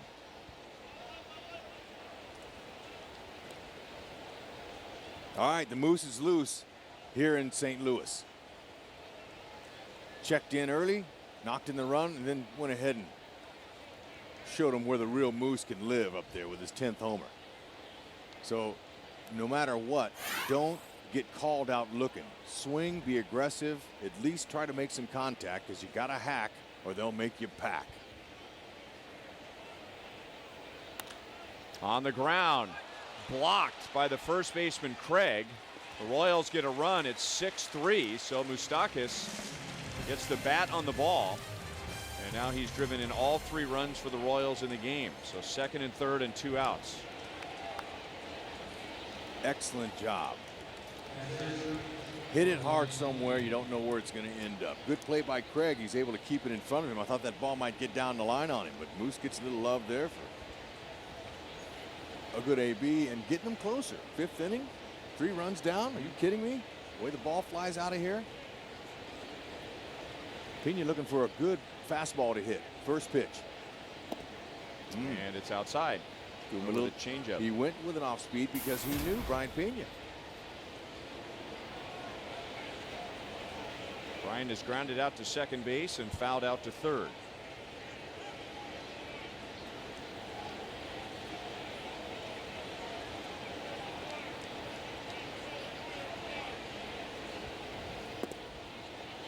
Two and 0. Pena knows the situation. The reason the Royals are in a 4-game winning streak here is they've been doing the little things. He helped out a lot back at home by stopping in between, letting Dyson score that winning run. He knows that all he needs to do is just try to chip one out there. Didn't have to hit a thundering home run here.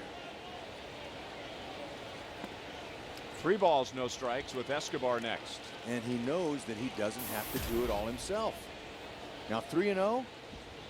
I'm going to give him a green light anyway. If he gets something he likes, go ahead. He's got some power. He's hit a homer this year, and from the left side, he's got some sock. If not, let Escobar do it.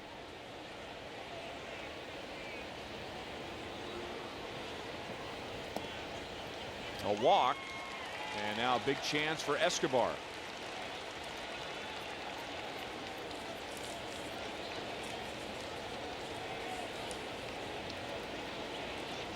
The run that scored is an unearned run because Chris Getz reached on an error and came around to score. So this is all bonus time for the Royals.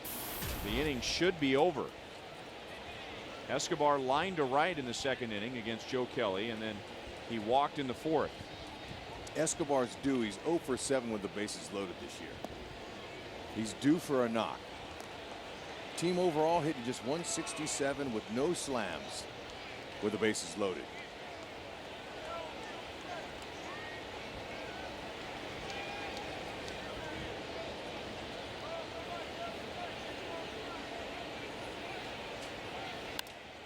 Got a pitch out over the plate and fouled it away. Another thing that people are talking about with this young Kansas City team is the fact that they don't quit and they keep coming. And that's a good characteristic to have in your ball club.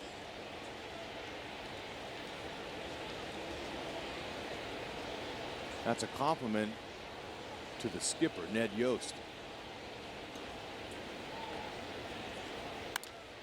On the ground to short, and for call will flip to second to end the inning. The Royals didn't get the big hit, but they just keep chipping away. Down by 5 at one point, now down by 3.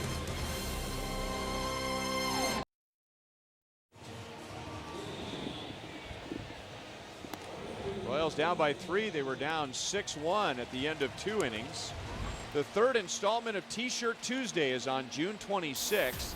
It's the Royals and the Rays, and the first 10,000 fans receive this vintage powder blue Royals T-shirt presented by Farmland. Gates open at 5:30, so get there early. If you'd like tickets, go to royals.com/t-shirt or call 1-800-6-ROYALS for tickets. That's royals.com/t-shirt Tuesday to be more precise. So the Royals are chipping away. They just have to keep the Cardinals right here. And a good start would be to retire Carlos Beltran. He's 2 for 2 today with 2 runs scored and an RBI. And he's 4 for 6 in the series. He also has a 9-game hitting streak. And you can't have any distractions, as that napkin was blowing in front of him there, and that's a big distraction for a hitter who's trying to focus for the 10 seconds on hitting that ball. Just over Hosmer for a base hit. Francoeur is on it, and Beltran will hold with a long single. He is 3 for 3. You know, he amazes me with how fluid, how easy, how he makes it look. Look at that. He stays right on it. Both hands stay on the bat. He's very soft with his front step. Doesn't do there's not a whole lot of movement, but his swing is very smooth. Look at that. Good follow through. His head never moved at all. This guy is on top of his game offensively in the batter's box. Maybe lacking a little bit of speed that he had once when he was a younger player, but at the dish, he looks like he's in some kind of tree right now. He's in a groove.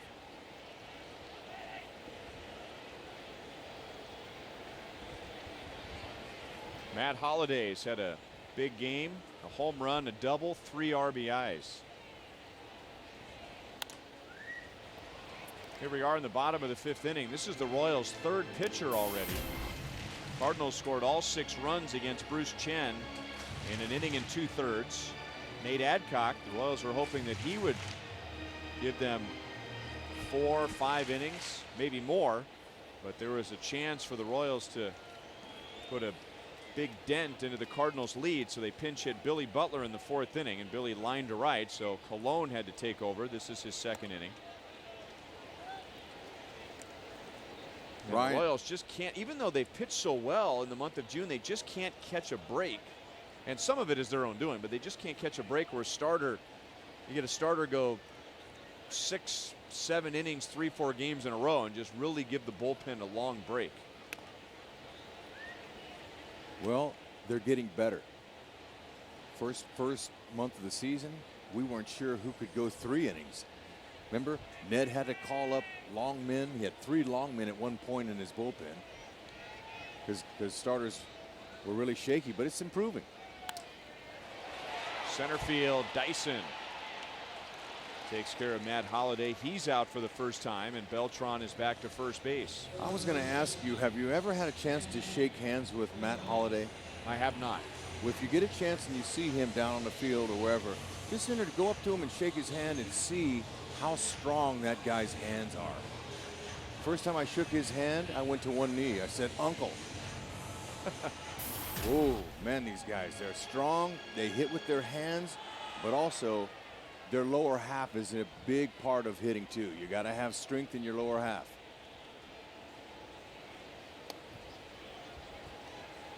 Your knees, your ankles, those all got to feel good in order for your hands to come through the zone. That's your base. You got to have a good, strong foundation.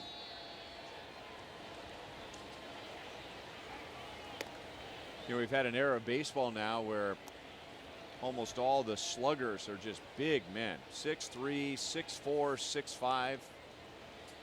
Hardly any body fat, just chiseled like statues. But when you think about the old-time power hitters, Henry Aaron, Harmon Killebrew, Willie Mays, you stand up next to those guys, they're not very tall. I mean, they're not big like today's sluggers are, but from the chest down, I mean the midsection, the thighs, the hamstrings. Mark McGwire was in that class of monster sluggers, 6'5". But I was always amazed when I would see guys like Killebrew and Aaron and Mays, not as big as today's sluggers. No double play. The Royals get the second out, and they get the lead runner Beltran. Hey, what's good on this play here is Hosmer. We've seen him turn that 3-6-3 double play a lot. First man sure. Look at him. Transfers. He's sure to give him a good feed. Second man quick. Look at Escobar coming across that bag and throwing it hard. First man sure, second man quick. That's the key for a double play.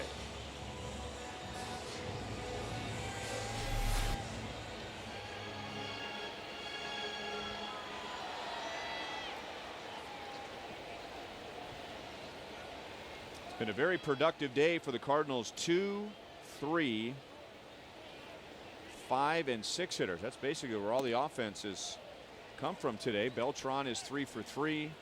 Holiday 2 for 3 with 3 RBIs. Now Alan Craig, who just grounded into the fielder's choice, is 0 for 3. But David Freese 2 for 2. Yadier Molina has a 2-run home run.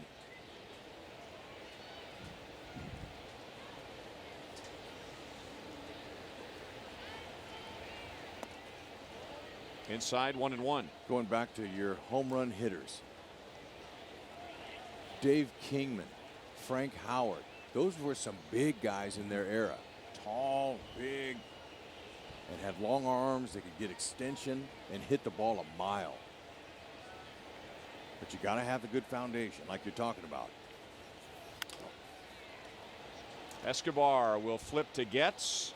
And now Roman Colon has pitched 2 scoreless innings. We've played 5. Royals are down 6-3.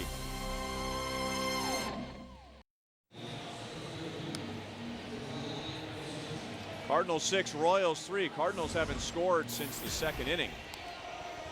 You can follow the Royals with the MLB.com At-Bat 12 app for your iPhone, iPad, Android, BlackBerry, and Windows Mobile. Get live audio, pitch tracking, video highlights, and more. Text At-Bat to 31826 or visit Royals.com for details. Gerard Dyson and the pitcher spot in Alex Gordon coming up in the 6th inning, which is our Sonic Slam inning. Our contestant is Mindy Middle from Lee Summit, Missouri. If the Royals hit a home run in this inning, Mindy wins $200. If the Royals hit a grand slam out of the park, Mindy wins $25 grand from Sonic and the Kansas City Royals.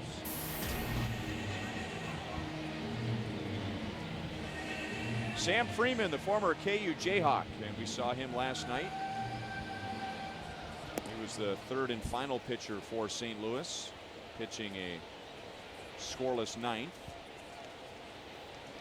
He is a Texas native. Started his college career at North Central Texas College, and he was an outfielder. And then transferred to KU, where he took the mound. And then the Cardinals took him in the 32nd round in 2008. Getting to the big leagues for the first time this year. Okay, so Gerard Dyson wants to just try to get on base any way he can. Get something going off the lefty. Talked about how deceptive Freeman was last night with his arms and legs flying at you. He's got a short arm stroke. See how they're playing him. Corners are in. Still, even if the corners are in, a guy like Dyson, you're not intimidated by that. You go ahead and put a bunt down anyway. They got to be perfect. 2 balls, no strikes to Gerard, who is doubled and grounded out to short. And Dyson lost an RBI with his double in the 4th inning, which was up the left field line, but then it started to veer into foul territory. and hit the wall, which angles out dramatically from the end of the Royals dugout to left field. And in a lot of ballparks, including Kauffman Stadium, that ball would have gone all the way down into the corner and scored. Escobar from first base. So it went right past third base umpire Alan Porter, hit that State Farm sign. And that saved a run for the Cardinals. That's not a ball boy, that's a ball man. Dyson is on.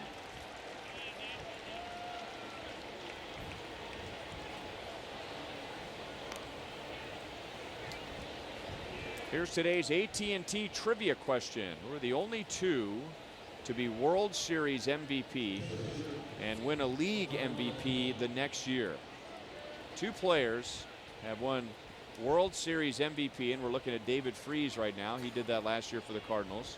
And then the next year they wanted on to win league MVP. Colon, with a pretty thin bullpen, has to hit for himself and trying to get a bunt down, fouls it away. He's going to have to get the bat head out there a little bit sooner.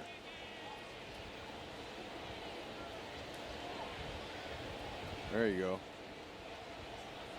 Get those arms fully extended. You don't want alligator arms. You don't want short arms there. You want full extension so you can see the ball meet the bat. You want your bat head way out there so you can see it all happen.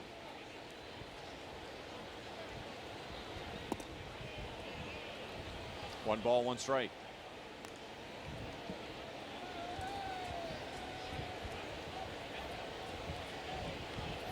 Here are the retired numbers for the St. Louis Cardinals. There are 12 of them. 13 if you include Jackie Robinson, as Colon bunts it foul, and now it's one ball, two strikes. Okay, so we know that David Freese is not one because he has not won an MVP after a World Series. So how about Bob Gibson? Was Bob Gibson an MVP? That's one of my picks. I don't know if it worked or not, if it's a winner, but that's a tough question. How about Willie McGee? Was he World Series MVP in '82 and maybe league MVP in '83? Very possible. I think he was an MVP of the league. Terry Pendleton was an MVP in the National League. There you go. But the year before that, he was with me on the Cardinals, and we didn't win. Popped up, and Molina makes the play in fair territory. So Dyson's at first with one out. The answer is not. Well, maybe it was. Willie McGee, no, he was the MVP in 1985 in the National League, and the Cardinals did not win the World Series in '84, so that is not a correct answer. How about Bob Gibson? I'm still counting on Okay. Gibby. I just saw Red Shandy's in the hallway here in between innings. How about Lou Brock? It's got to be somebody here in the Cardinals or with them.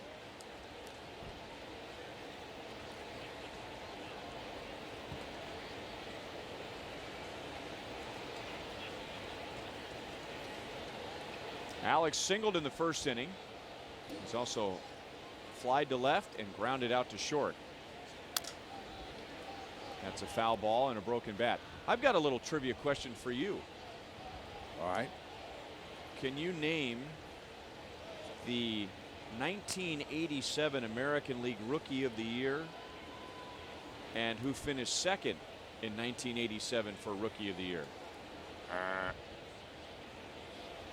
I'm going to tell you. You don't even want to try? I don't know. They're both in the ballpark, and they both have the exact same title for their respective teams. Wow. What was the year again? 1987. 1-2 on Alex.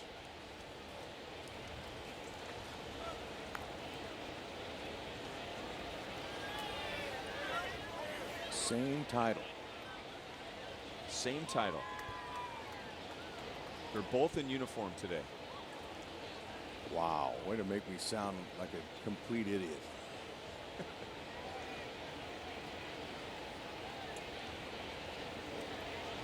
Dyson takes off, and Freeman gets it to first too late with Dyson's speed, and he ends up stealing second anyway. I was wondering if they might call that a balk because it looked like Freeman adjusted with his leg in midair. Mark McGuire and Kevin Sykes. There you go. We have a winner. All right, there you go. Dyson, keep going. When you know he's throwing over, you keep going, but don't overslide. Sometimes he'll keep that momentum going and slides over the base. For Kyle trying to keep that tag on him.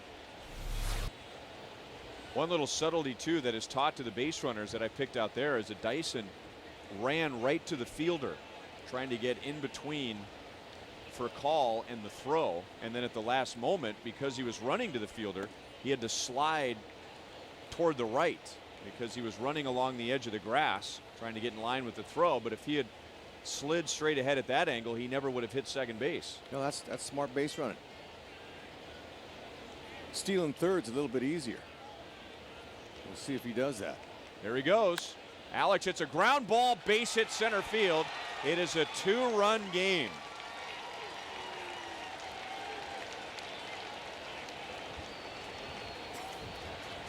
All right, Gerard Dyson stirring it up. Freeman didn't want to walk him. He did to lead off the inning, steals second base. And Gordon, nice short, quick swing. So Dyson hits third base with his foot, which is important, and just walks on home. That's a good short swing by Gordon. Stay hot. Now it gets out in front, 0-1. This appeared to be an inning made for Sam Freeman. First batter he faced, Gerard Dyson, left-hand batter. And then Roman Colon, the pitcher. And then you have Alex Gordon, Chris Getz, and Eric Hosmer, all left-hand hitters.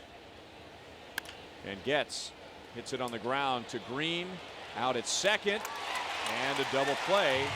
But the Royals continue to build their comeback one brick at a time, and now it's 6-4. At the end of 2 innings today, it was St. Louis 6 and the Royals 1. Now it's 6-4 as we go to the bottom of the 6th inning. And at one point, I'm sure the Cardinals were feeling like it was going to be a nice, comfortable day at the ballpark. Not so comfortable right now. No, and that's the thing when you score early like the Cardinals did. You know, you can't get too happy, especially with a pesky offense like the Royals have. They never give up and they're keep on coming, and now it's a ball game. It's up to Colon to continue to work in that good hard fastball and his slider. He's worked pretty good. That's a swing and miss pitch, that slider.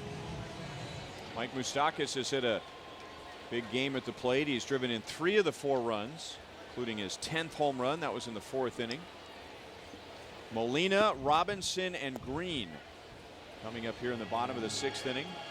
The Cardinals scored 4 of their 6 runs in the 1st. And it was Matt Holliday and Yadier Molina with 2-run home runs. Added 2 more in the 2nd.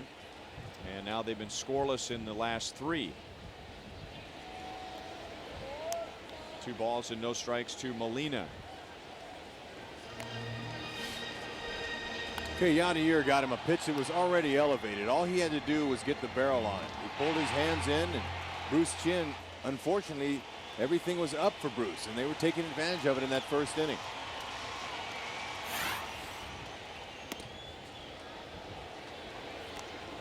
And home runs were going to be a key in this series, as the Cardinals, at least when the series started last night, they had hit the most home runs in the National League, and the Royals had allowed the fewest in the American League. And in the 3-2 win for the Royals last night, the Cardinals did not go deep, but 2 in the 1st inning today.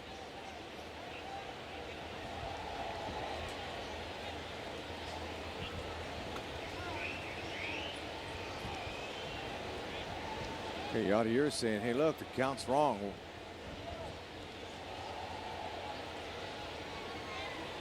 3-1.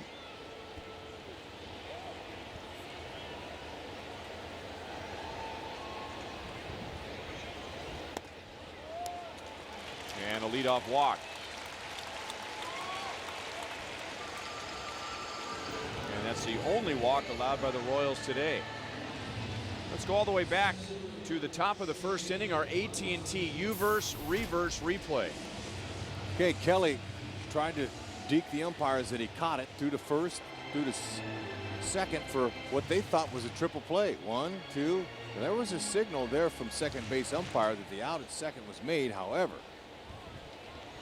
Ned comes out and says, hey Kerwin, you need to get together with your buddies. That was a short hop. And sure enough, Matheny came out and argued for about 5 minutes, and they finally tossed him.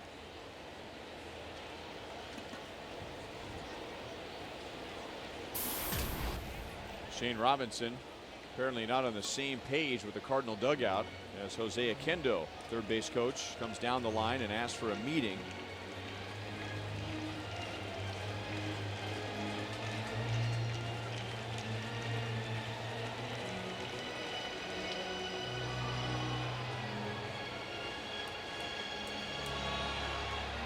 Bruce Chan out in the second inning today, giving up all 6 runs. Nate Adcock went an inning and a third. And now Colon has gone 2 innings without allowing a run. Robinson bunts foul. It's 1-1. Gail Kendo probably told him, hey, look, why don't you push that ball to the first baseman? Moustakas is in at third here. Let's try to get the ball over there to Hosmer, who's holding Molina on.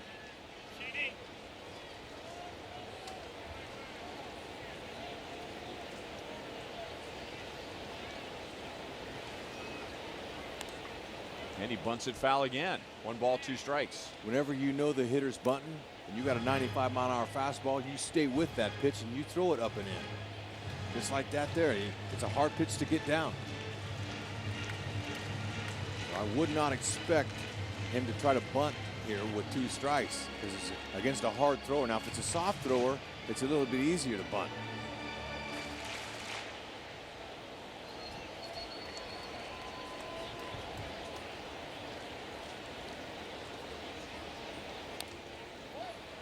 Still 1-2.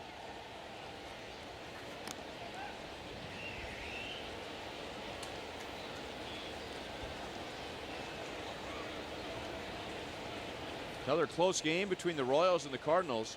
Last year, even though St. Louis won 4 of the 6, all 6 games were decided by 3 runs or less. And the 3 games here in St. Louis were all 1-run games, and all were decided in the 8th inning or later. And it looks like the same thing could happen today. St. Louis, after a couple of innings, figured they had a runaway win with a 6-1 lead. They had gotten into the Royals bullpen in the second inning. Royals with a run in the 4th, a run in the 5th, and a run in the 6th. Well, the way Ned Yost's young Royals are playing, they're confident right now, especially the last 4 games they've won. They've all been worked, and they paid attention to detail. They've come away with the win late. That gives them confidence. Good slider, stayed with it there. Pena liked it. Colon doing a good job. Hard fastballs. There's a little bit of a snappy slider there. So he's walked Molina. He has struck out Robinson, and now Tyler Green. Royals thinking that Molina might take off.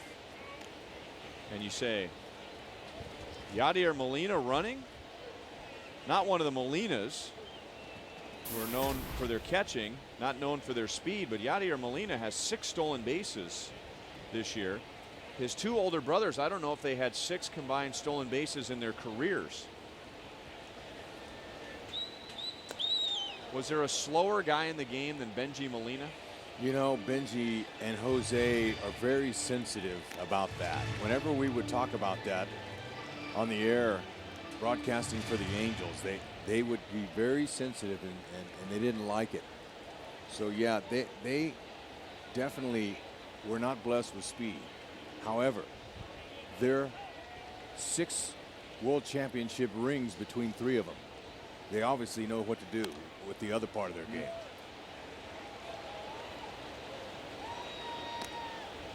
But that pitch out that Ned put on there was probably to see if they were going to hit and run maybe. Benji Molina had 3 career stolen bases. So that's half of what Yadier has done this year. He also hit for a cycle. Yeah, he did. In Boston. But when the next day, didn't he go on the disabled list because he injured a hamstring on the triple? Now, I think the triple was the last hit, wasn't it? yeah, but you know, these guys are very gifted. The Flying Molina brothers. All right, Jose had 12 stolen bases, just to be fair. On the ground to Moustakas. Out at second. Double play. That's 3 scoreless innings for Roman Colon. So we go to the 7th inning in a 2-run game.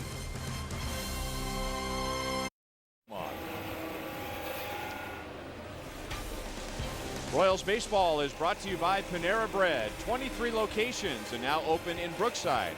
Visit us online at PaneraKansas.com. By Thoroughbred Ford. The best deals on new Fords are at thoroughbredford.com. And by AT&T Uverse, the new wireless receiver from AT&T Uverse. Visit att.com/freeyourtv. Rethink possible.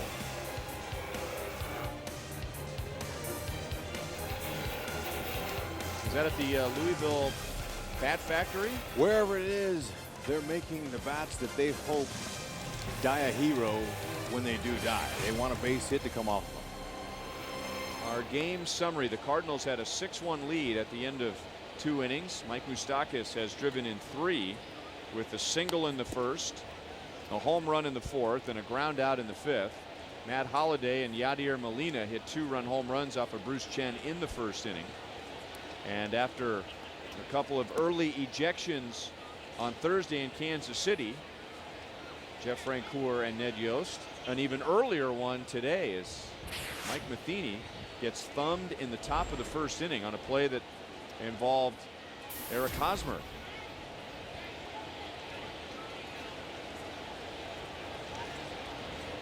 Hosmer had grounded back to the mound with runners at 1st and 2nd. There was some confusion because none of the umpires signaled whether the ball was caught in the air or indeed it was a ground ball. For a moment, it was a ground ball to the mound with the other runners moving up and Hosmer thrown out at 1st. Then for a moment, it was a triple play, and then the umpires got together and went back with the original decision. But it resulted in an 8-minute delay to sort all that out. Ended up to be a productive out for Hosmer, who's hitting 197 against southpaws. 1 homer.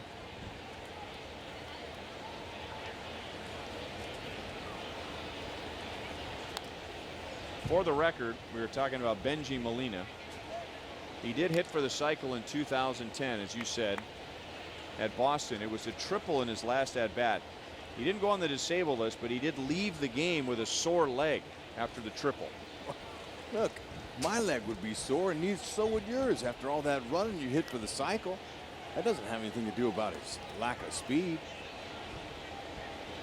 Cut him some slack, Ryan. Let's go. How many guys leave the game with a sore leg after hitting a triple? Well, I mean, I'm not picking on him. You're right. He was an outstanding catcher. He caught for a long time. A couple rings, as you pointed out. I think maybe he thought he deserved a break. Okay. But Hosmer right here, he's fouling all these pitches off left and right. He's due for one now. He wanted to offer it that one. And mad at himself that he started to trigger after it and doing a little twist at the plate saying, hey, man, keep your shoulder in there. So Freeman, he sees that body language. He's going to try to go out there again. And Yachty, very excellent signal caller. They're going to come in on it. Didn't work. So 3-2 with Francoeur and Moustakas coming up. Royals with 1 run in the 4th, 1 in the 5th, and 1 in the 6th. Look at him. Yachty saying stand up tall.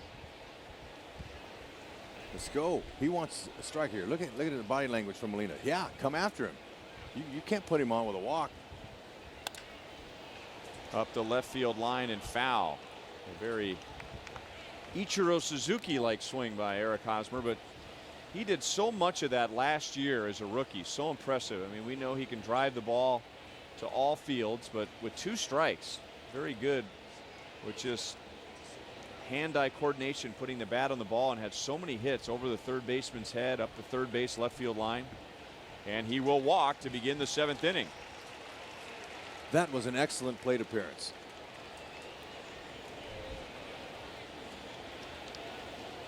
All right, our AT&T trivia question. 2 players have been a World Series MVP and then they win a league MVP the next year. Mike Moustakas is not the answer. How about Lou Brock or Mark McGwire? Okay, I'm going with McGwire. Oh man, I stayed away from Gibson. I knew Gibson had a chance. Yep. That was your original choice. Oh. And with Joe Lavero, our producer, being from Philadelphia, he made sure to get Michael Jack Schmidt involved in the AT&T trivia question. Pitching change for the Cardinals. Tying run coming to the plate for the Royals in the 7th. Royals down by 2 with the leadoff man on in the top of the 7th inning. This is Eduardo Sanchez taking over. He has a good arm. He is quite erratic when he's throwing the ball over the plate.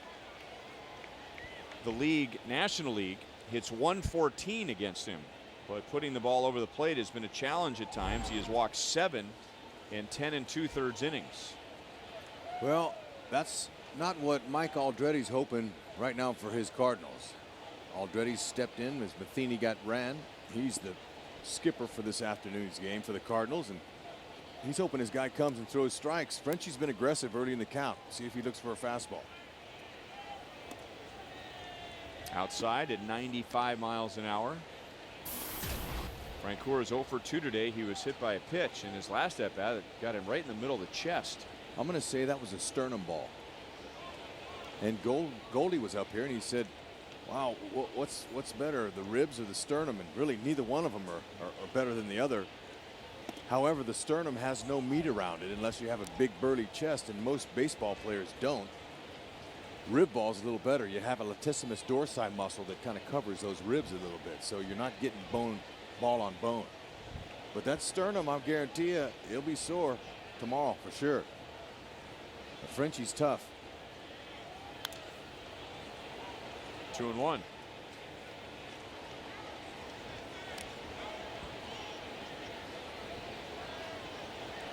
Sanchez as a 16-year-old signed by the Cardinals in 2005 out of Venezuela. Not very big. He's listed at 5'11", but has a big arm. He inherits Hosmer at first base, and now it's 3-1 on Francoeur with Moustakas on deck. Okay, now being erratic as a hitter, you still got to look to drive in a ball here, but it's got to be right in your zone. Let the kid get himself into trouble here with Moose on deck, who's already driving the bus today.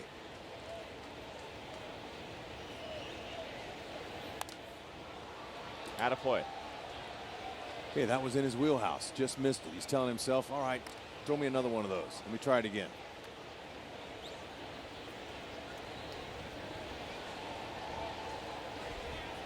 Royals have scored 4 runs, and they have not scored more than 4 runs in their last 9 games. But they're 5-4 over that stretch because of outstanding pitching. Up the middle, base hit center field. Tying run is on with nobody out. Okay, so he did give him another ball right down the middle, and Frenchie was ready to hit. That's one thing that the Royals can do, is they can hit. Now, they may not be able to get timely hits and score the runs like you're talking, but look at Frenchie. Hips open up, hands come through. Right back up the middle is not a better feeling unless you hit one over the fence and you know it's gone. Molina out to the mound, and it looked like he was stalling. And they do have Zepchinski out there, a lefty, with Moustakas coming up, and looks like the Cardinals are going to make a double switch. Okay, so when double switches are made, the manager comes out to the umpire who has the lineup card, and he talks about who he wants to go in and who's coming out, so there's no confusion. And the double switch means Daniel Descalzo will take over at second base, and Mark Zepchinski will take over on the mound.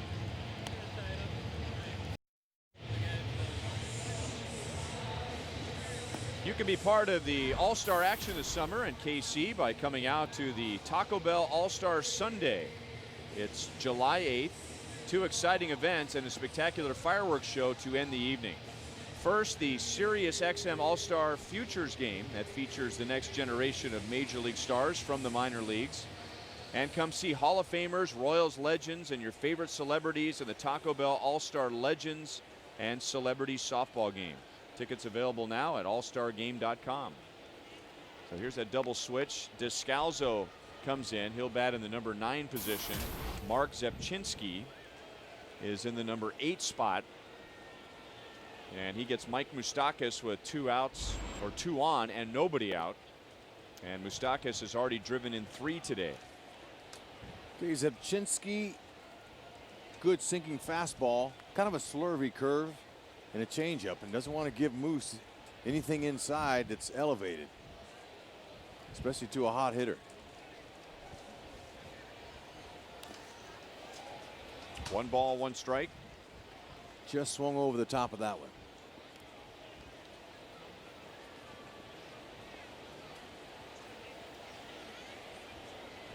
First time that Moustakas has faced Mark Zepchinski, who came up with the Blue Jays and then was traded to the Cardinals last year. Same deal that sent Colby Rasmus, Cardinals center fielder, to the Jays. 2-1. When I use the term drive the bus, that's a term used in baseball for a player who does everything, who knocks runs in, who carries the team during that particular game. Not every player can drive the bus, but Moose, he has a license to, and he's showing it today. Go ahead. Stroke to right field. Mike Moustakas makes it a 1-run game, and it was almost worse for the Cardinals as it got by Beltran. A 4 RBI game for Moustakas. It is 6-5 with runners at second and third and nobody out. There you go. He's got the license, and he continues to drive. Zepchinski giving him fastballs to hit. Lucky that ball didn't end up in the seats in the 3-run homer, but here comes KC. Second and third, nobody out. There it was. Quick hands. You can't sneak a piece of cheese by a hungry rat. Now, Beltran, he overplayed it. Rodriguez didn't score Frenchie, and that was a good decision. And now Pena went too far. Strike 1. 4 RBIs ties Moustakas' career high. Second time he's done it this year. He might get another chance in the ninth. First time in 10 games the Royals have scored more than 4 runs. And Pena with a little slow roller that spins to the line, and there's nothing that Zepchinski can do. Zepchinski's saying that was a foul ball. Kerwin Danley is saying nope. And the Cardinals all over the field are screaming. They want one of the other 3 umpires to help out. But that only happens if Kerwin Danley asks for help.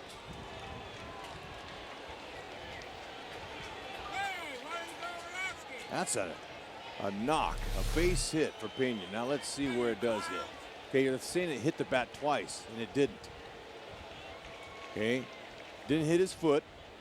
On the follow through, the bat does not come close. No. Did it hit it? What about his hand? Did it hit his right hand? And let's see now. See, the ball had some English on it. Yeah, I think it might have hit his right hand. Okay, we didn't see his right hand. It might have hit his right hand. No wonder. Did not hit the bat. And the fact that when it bounced, it took a hard left to the line. So it had some unusual English on the ball. And I'm not saying this because it benefits the Royals, but it's a play like that where you give the umpires some grace. I mean, at regular speed, I mean, you could hardly see it in super slow motion that it looked like it just deflected off the back of his hand. We had to see it 3 times. So they're loaded up with nobody out, and it's outside, ball 1 to Alcides Escobar. Okay, Escobar had a chance earlier, but there was 2 outs and the bases loaded, and he grounded out. He's got another chance, and this time with nobody out, they got to get a run home. Sac fly, elevate one. 1 ball, 1 strike may not have been a strike.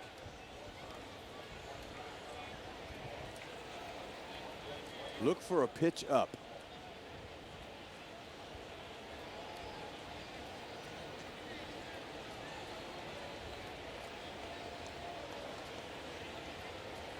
Second time that Escobar has had the bases loaded in the last 3 innings.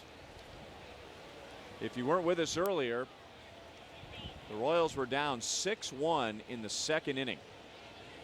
Cardinals knocked Bruce Chen out in the 2nd. Cardinals have not scored since, and now the Royals have had 4 straight innings with 1 run, and the Royals have tied the game. Moustakas will be waved home on Beltran. The Royals have the lead into second base, and out is Escobar.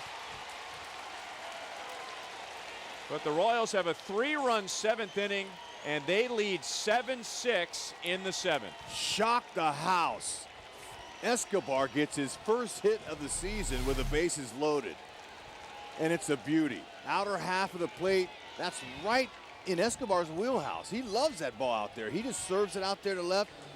Moose was on his horse from second base, and he scores. Excellent, excellent execution. Never say die with the young Royals attack. Here they come. Look at Escobar going hard for it. Barely got it. Dana DeMuth on the emotional call at second. I liked it. As Busch Stadium is very quiet. Derek Lilliquist, Cardinal pitching coach, went out to chat with Zepchinski, and the Cardinals are going to bring the infield in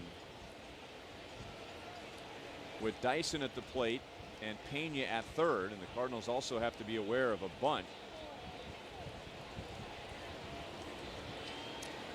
Dyson, 333 hitter with a runner in scoring position this year. That's pretty good. He's gotten a few pretty good clutch hits. Maybe they'll let him just try to slash it. And for a hitter like Dyson with the infield in, that plays to his advantage. He's trying to find a hole.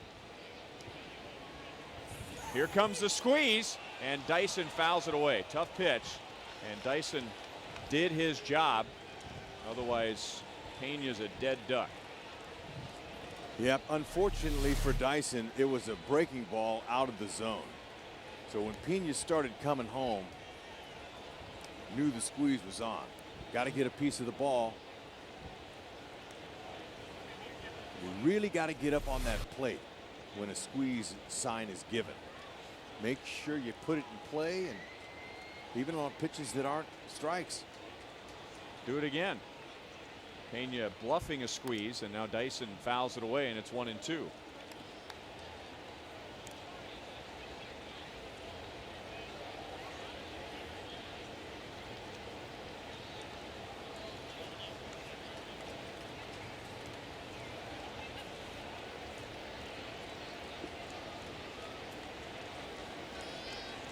Royals had gone 9 straight games scoring 4 runs or less. They have 7 today.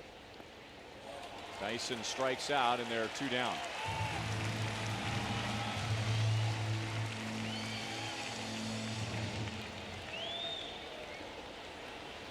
And now the pitcher spot, Roman Colon,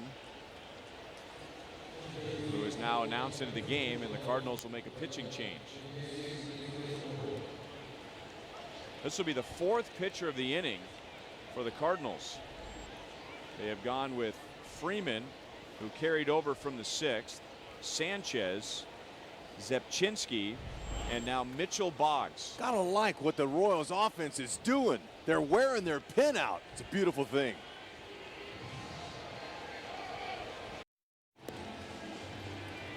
Seven-6 Royals in the 7th inning after falling behind early 6-1.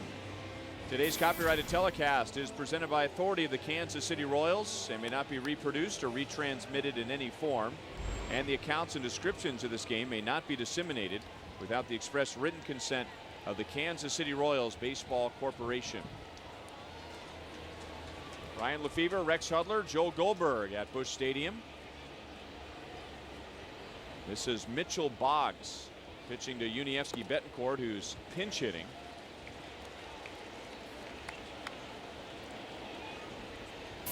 Heavy sinking fastball, slider and a split finger. And Uni, he's 0 for 3 as a pinch hitter off the bench this year. Big run out there with 2 outs in Brian Pena. Any way to get him home, you're going to need it. Popped up. Molina is there. That is the inning. The Royals have a 3-run 7th. They come back from a 5-run deficit. Stretch time, although I'm sure nobody feels like standing up as the Royals lead 7-6.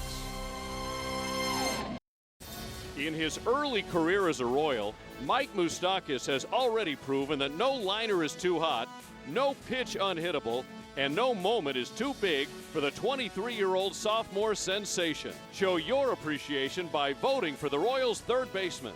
Crown a Royal. Vote Mike Moustakas to the 2012 All-Star Game in Kansas City. Well, today is a good day for the Mike Moustakas campaign. Absolutely. Tying a career high in ribbies with 4, and he's not done. I'm looking for a 9th inning at bat from the Moose, who's definitely loose. Speaking of loose, the magical lefty's in. Tim Collins, been very good. This is Daniel Descalzo. He's hitting for the first time, came on in a double switch in the top half of this inning. He was the starter at second base last night, and he was 0 for 3 with a walk. Berto Quintero back of the plate, so it appears that the Royals went with a double switch.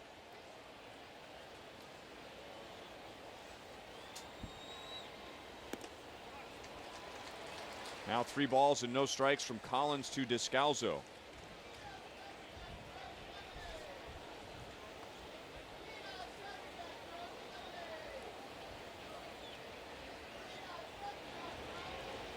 Collins just wants to get back in the count. Go ahead.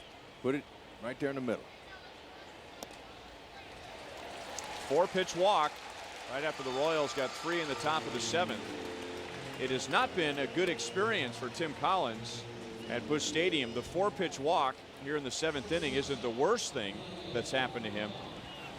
Almost exactly a year ago today, June 19th. This was the end of the St. Louis portion of the I-70 series, and Skip Schumacher, a left-hand batter, hit a walk-off home run. Cardinals took 2 out of 3 in the series here in St. Louis and 2 out of 3 in Kansas City.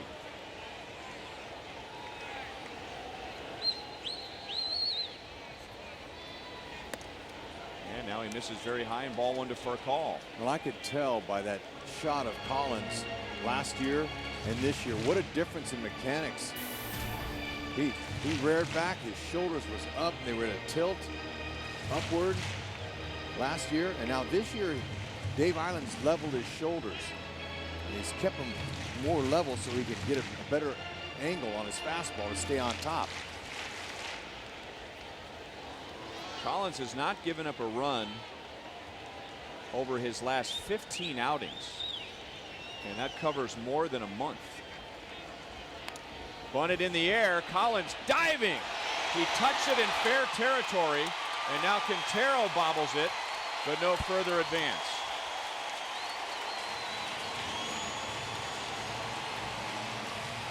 Okay, Cardinals, they're not going away.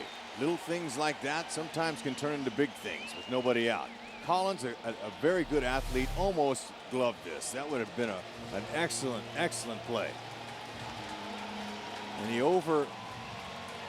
dove a little bit over that ball, and the fact that he touched it in fair territory, like you said, that ball's in play. If recall was running into Quintero. He had to jump over Collins. Yeah, that's an excellent opportunity there. And Cardinals got something going. And in their minds, they have the right man at the plate. Carlos Beltran has a 9-game hitting streak. He's 3 for 3 today. Curveball is low for ball 1. Beltran missed the game on Thursday for St. Louis against the White Sox. He had contracted a stomach virus. He spent 9 hours in the emergency room Thursday. It started bothering him on Wednesday, and he played through it. Out of the lineup Thursday. Back in the lineup last night with 2 hits. 3 hits today. So that makes him 5 for 7 in the series. Okay, Collins he's not able to locate any of his pitches so far where he wants them. Even the changeup was up. Keep it down. Let him hit into a double play here. Popped up. That'll work. Hosmer down from first. He's got it. 1 away. Big out.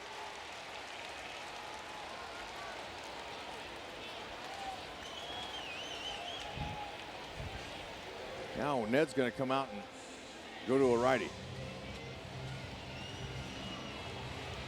Well, Matt Holliday, he's had a productive day, much like Beltran. More productive when it comes to RBIs. Holliday has driven in 3. After him, Alan Craig, David Freese, Yadier Molina. Right-hand batters coming up. So Collins gets 1 out. He leaves 2 on base. And it will be Holland and Holliday when we come back.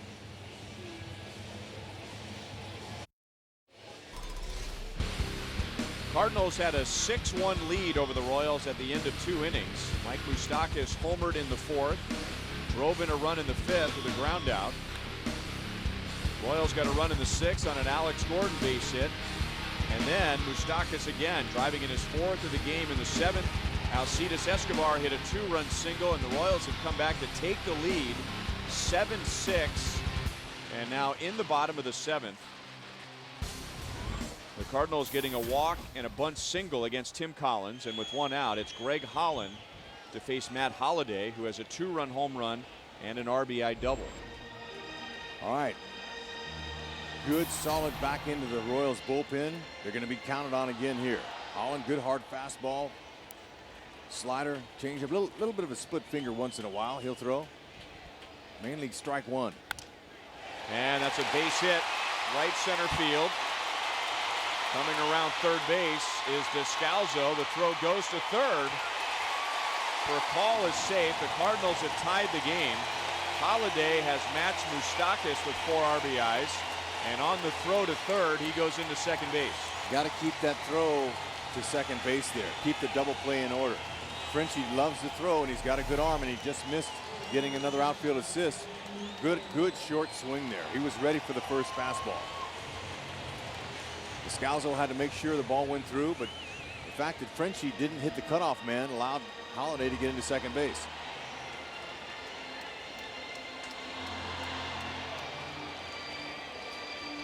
That run is charged to Tim Collins. Remember, he had gone 15 consecutive appearances without allowing a run. And now Holland has to pitch out of trouble. Second and third, 1 out. And pitching to Alan Craig. He takes outside, 1 ball, no strikes. A first pitch fastball to Holiday was not advisable. Now they're fortunate the ball stayed in the park. Now Holland comes back with a slider to Craig, first pitch.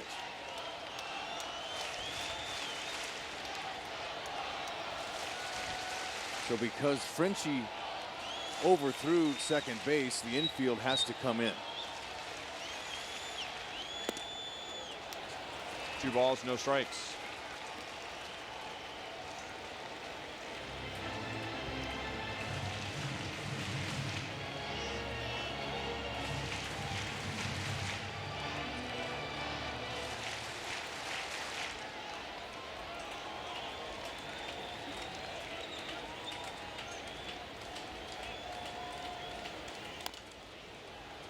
Two and 1. All of this started with a leadoff walk.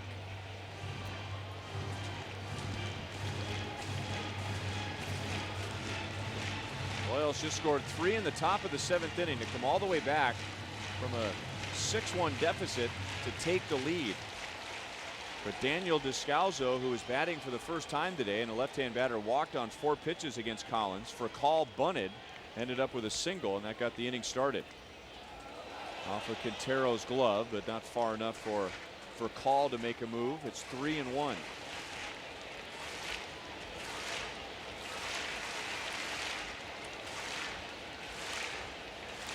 Up until this inning, the Royals bullpen has been strong today. Bruce Chen came out in the 2nd inning after giving up 6 runs. Nate Adcock turned in an inning and a 3rd scoreless. Roman Colon only gave up 1 hit in his 3 innings, no runs.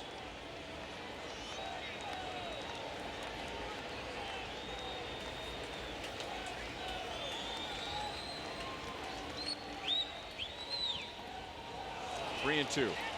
Perfect time for a little split finger action.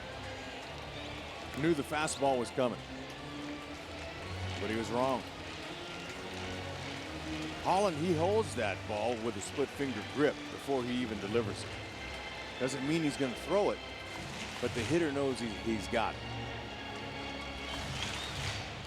And I don't think he's too concerned with what the hitter's looking at, because he holds that ball behind his leg. You see him, he's going in to grip that ball there. And lots of times he does that so he can go right to his glove when he throws that pitch, and he doesn't have to fan his glove, tip his pitches at all.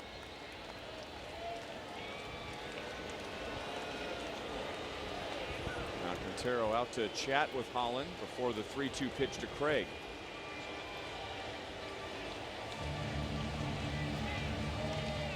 Remember, we were talking earlier in the game the importance of having a quick game on a day like today. 89 degrees, but feeling much warmer than that with the humidity. It is now a 3-hour game, and we're in the bottom of the 7th. And this is when you begin to worry about the body starting to break down a little bit, the concentration starting to break down. 3 balls, 2 strikes. Hey, went with a slider there. That's a pretty good choice. It was a little up, but Craig did all he could to fight it off. He's a good hitter, Craig.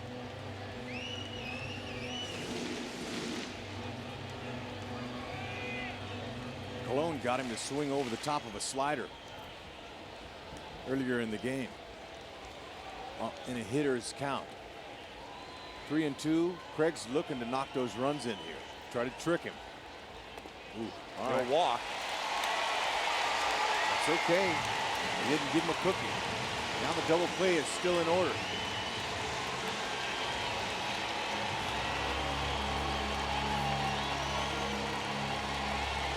And now the hometown boy, David Freese, 2 hits today with a run scored. Last year's most valuable player in the National League Championship Series, and then the World Series MVP. The Cardinals were down to their last strike, and Freese hit a triple off the wall in right center. And then an extra innings hit a home run to straightaway center field to send it to a Game 7. It was exciting. Fans are on their feet here at Busch Stadium. And he swings at the first pitch and really helps out Holland. That was not even close to being a strike. No, and last night he came up in a big situation and hit into his 10th double play. And that's exactly what Holland would like to see him do here, to swing over one of those breaking balls. That's a nice little split finger in the dirt. Love for him to hit into another one.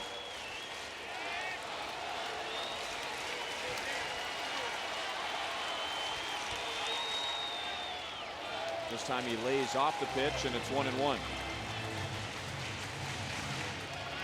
Freese has a double today. That was to right field. And he's really been focusing lately on hitting the ball up the middle and to the opposite field.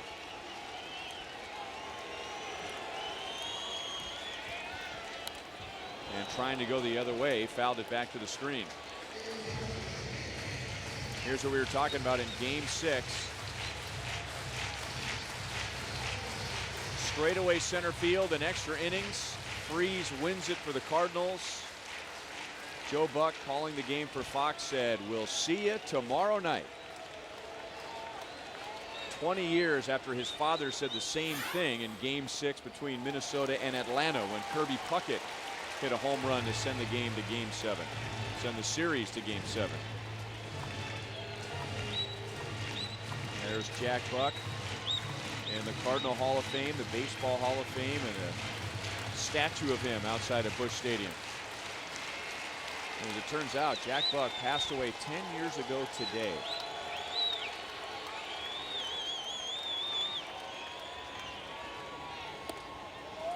Three balls, two strikes. All right, here's where you take your chances. You got Molina on deck, who's a hot hitter and a good hitter with runners in scoring position. Take your chances with a strike down low. Maybe a slider. Slider might bring a ground ball.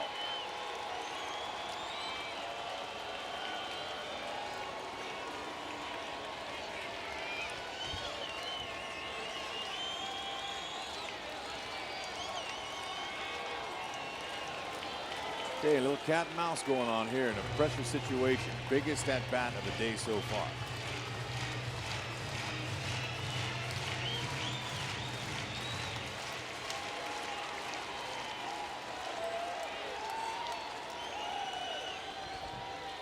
Struck him out with a fastball up.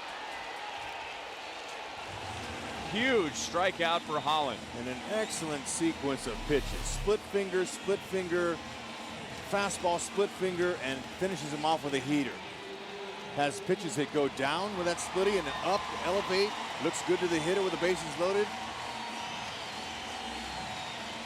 He's out.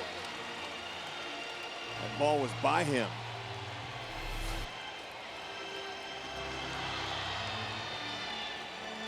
Same deal with Molina.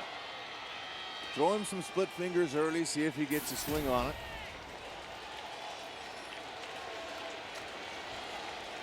Now, if you go by the numbers, this is a matchup that favors the Royals.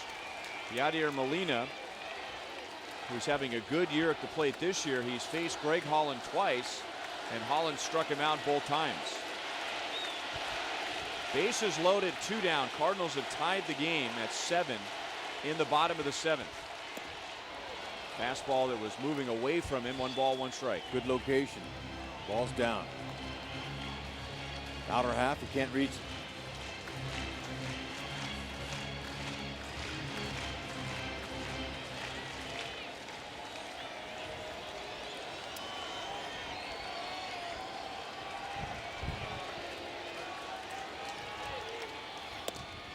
Little bit outside, 2-1. A 4-pitch walk, and then for a call, trying to bunt, trying to sacrifice, popped it in the air near the first base line. Collins, with a great diving attempt, got his glove on it, but it turned into a single. With 1 out, Holliday tied it with a base hit, a walk to Craig, and now with 2 down, it's Holland and Molina, and the count is 3 balls, 1 strike. Cardinals scored 6 of their 7 runs in the first 2 innings, and then the offense dried up for 4. Meanwhile, the Royals scored in 4 straight innings and came up with 6 runs along that stretch to tie it. or to take the lead, and now the Cardinals have tied in the bottom of the 7th. And Molina up the middle into center field. 1 run is home. Holiday coming around third. He'll score as Dyson bobbles in center field.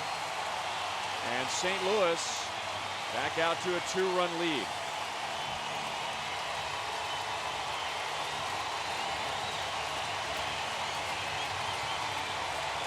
Yadier matches Moose's 4 RBI day with a short, quick swing. Just trying to make contact. Thankfully, Holland didn't get hit by that liner. And the Cardinals with some timely hits. Kelvin Herrera is the 6th Royals pitcher today.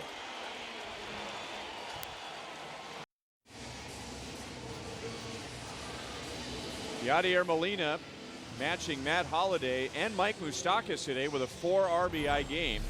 And his single in this inning puts St. Louis back out in front. I mean, short, quick swing. That ball came right back at Holland. It's a good thing it didn't hit him. He tried to catch it as it went by him and gets the same. Just missed it. But Yadi's quick stroke on an inside fastball, just making contact, kept that ball up the middle.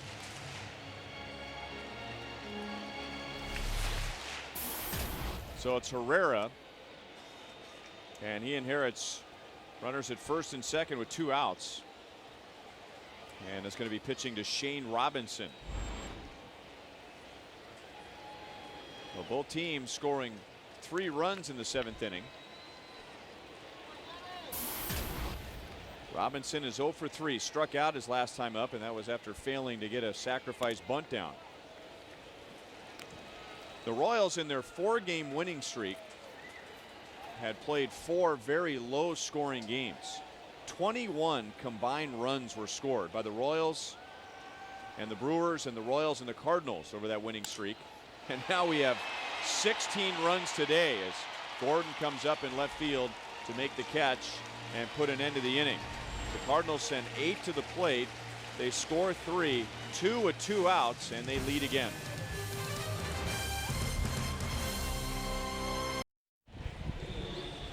Cardinals lead the Royals 9-7 here in the top of the 8th at Busch Stadium. Panera takes us around the league, and we'll look at some of the American League Central teams in action in interleague play. And once again, Ryan Braun on fire. 2 more homers today. He's up to 19. Pittsburgh ahead of Cleveland right now 2-1, so that would certainly be good news for the Royals if it holds. Miguel Cabrera, his 14th on the season. Tigers on top of Colorado, and the White Sox later tonight will be out at Dodger Stadium. So that's the deal from around the league. Here, Alex Gordon and company trying for another comeback, enjoying a hot day, and I know all the folks at the Power and Light District probably enjoying this one at the Royals watch party. It's been an exciting one, that's for sure. All these low-scoring games we were just talking about. And again, during the Royals' 4-game winning streak, 21 combined runs were scored, not just by the Royals, but for both teams, and now 16 runs today. So while that's a bit odd, what isn't odd is that it's a 2-run game, as the Royals' last 9 games have been decided by 2 runs or less. So back come the Royals, and it's Alex Gordon with 2 more hits, 4 in the series. He has a 6-game hitting streak, and he'll be facing Mitchell Boggs. Cardinals used 4 pitchers in the 7th inning. Boggs got the final out, retiring Unievsky Betancourt.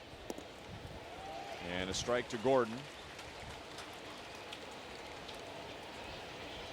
So ever since Ned Yost put Alex Gordon back in the leadoff spot, he's hit safely in 16 of 17 games. He loves it. Here come the Royals. Leadoff man on in the 8th inning. A 3-hit game for Alex Gordon. Yep, he's comfortable. His swing is short. No longer are we seeing that long swing that he had early in the season. He's locked in now. He's staying short with everything, short to the ball.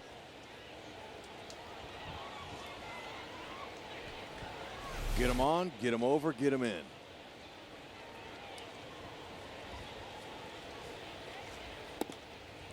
Ball 1 to Chris Getz. 2 hits, 2 runs scored for Getz. He has a 6-game hitting streak, and he has 4 hits in the series. Chris Getz hitting at .296. Nice. And an ideal second-place hitter. He can bunt, he can handle that bat, and he sees the big hole right there on the right side. Gordon looked to me like he wanted to steal second base there.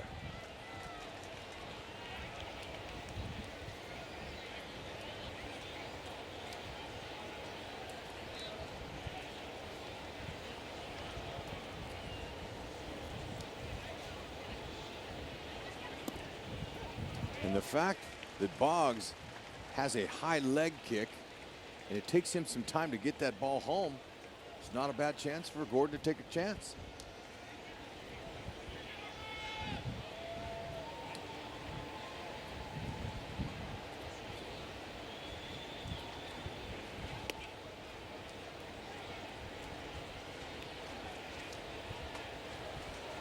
Alex was really hoping to improve this season with his stolen bases. He had 17 last year, which was a career high by 3.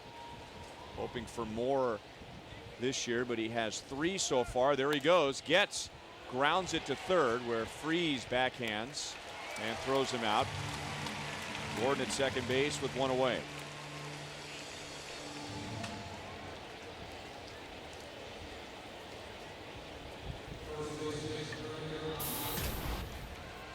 Two pitchers in the game right now. Mitchell Boggs has hit 95. Kelvin Herrera has hit 99.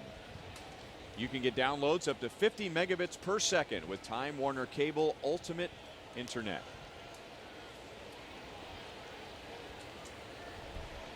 And now Boggs and Eric Hosmer. Hosmer's been on base twice, and he has scored a run.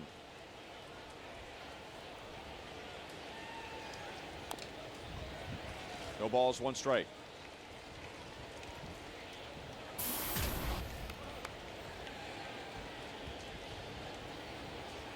Mitchell Boggs, I timed him. He's 1.6 seconds by the time he starts his delivery and the ball gets to Yadier's glove. So anything over 1.3 you could steal.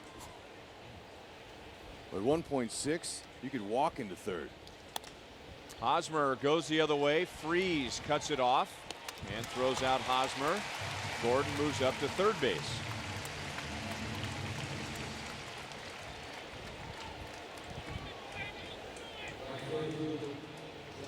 And that gets us to Jeff Francoeur. Francoeur last night drove in 2 of the 3 Royals runs. Today, he's 1 for 3. He was part of that 3-run 7th inning with a single, and he came home on the Alcides Escobar 2-run base hit that put the Royals in front 7-6. The Cardinals answered with 3 in the bottom of the 7th. Boggs throws in the dirt, ball 1. Those runs charged to Tim Collins. 2 go to Collins. He had gone 15 appearances without allowing a run, and 1 run charged to Greg Holland. Okay, ball in the dirt. Ball in the dirt, no problem. Look at that technique. Thumbs out, chest down, smothers it. Leaves it right in front of him. Mitchell Boggs not afraid to throw a ball down there with a runner at third base because of the skills of Yadi. Right field, Beltran to the gap to make the play. Tough hitting luck for Francoeur. We go to the bottom of the 8th. St. Louis 9 and the Royals 7.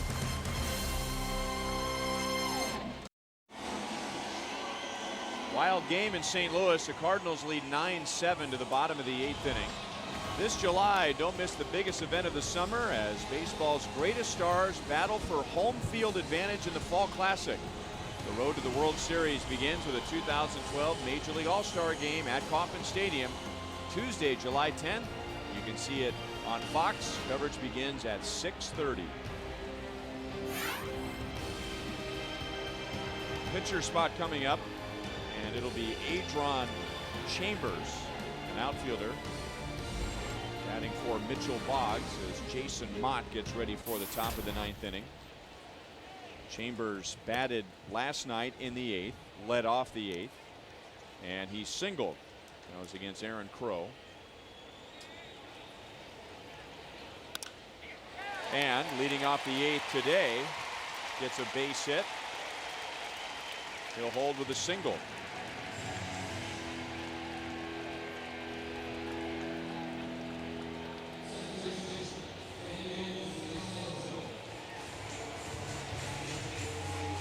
Toughest job as a hitter is to come off of that bench, get in the game and get a base hit.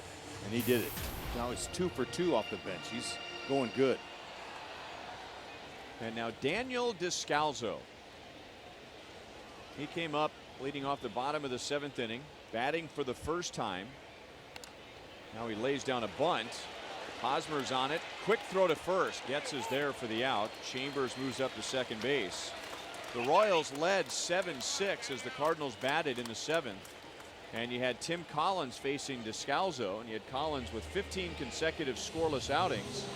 And you really like the Royals' chances, but Descalzo reached with a 4-pitch walk, and that was the beginning of a 3-run inning.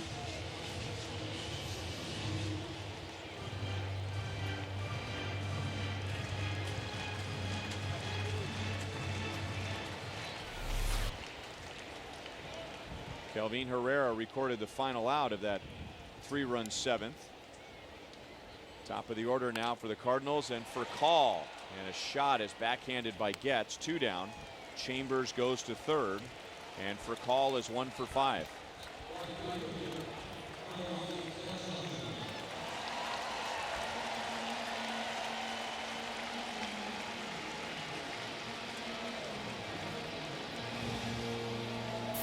Three-hit game for Carlos Beltran. Cardinals are going for that first pitch. They know they're getting a hard fastball early in the count. Now they're going to put on Beltran. Not a bad idea. Setting up a righty-righty with Kelvin Herrera and Matt Holliday.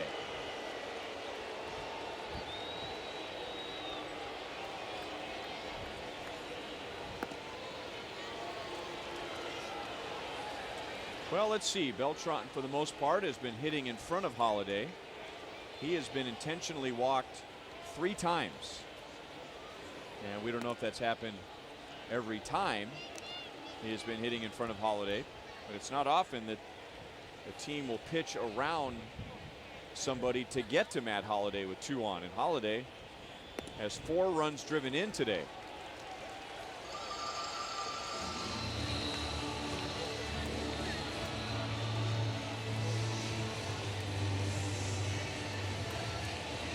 First 2 RBIs came very early. A 2-run home run in the first inning. He had been 0 for 12 going into that at bat. Doubled in a run in the second.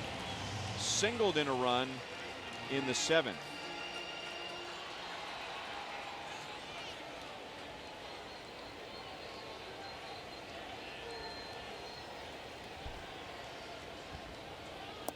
Almost got him on the knee.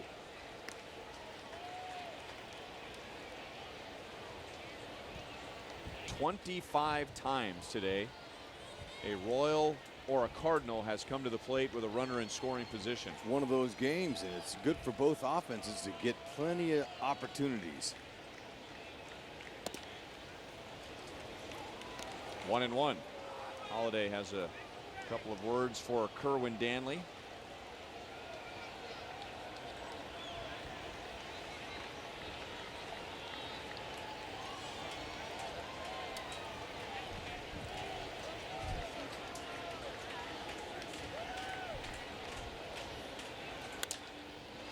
Past Hosmer.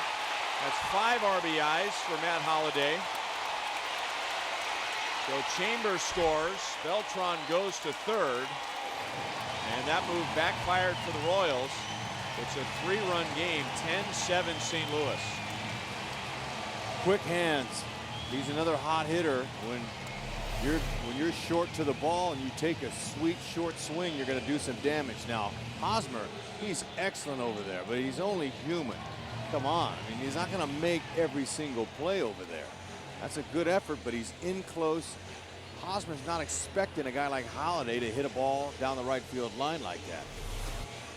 Tough one hopper by the future Gold Glover there. Cut him some slack. He's got a white ball whistling his way at over 100 miles an hour to the backhand side on a short hop. off the bat of a right-hand hitter who's got a white jersey on and looking into the sun all day. Otherwise, it was a routine play. Look, he makes it look so easy.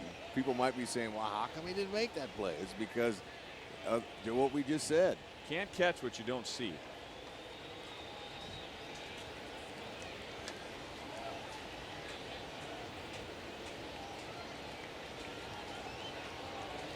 Now Quintero is going to go out and have a chat with Kelvin Herrera.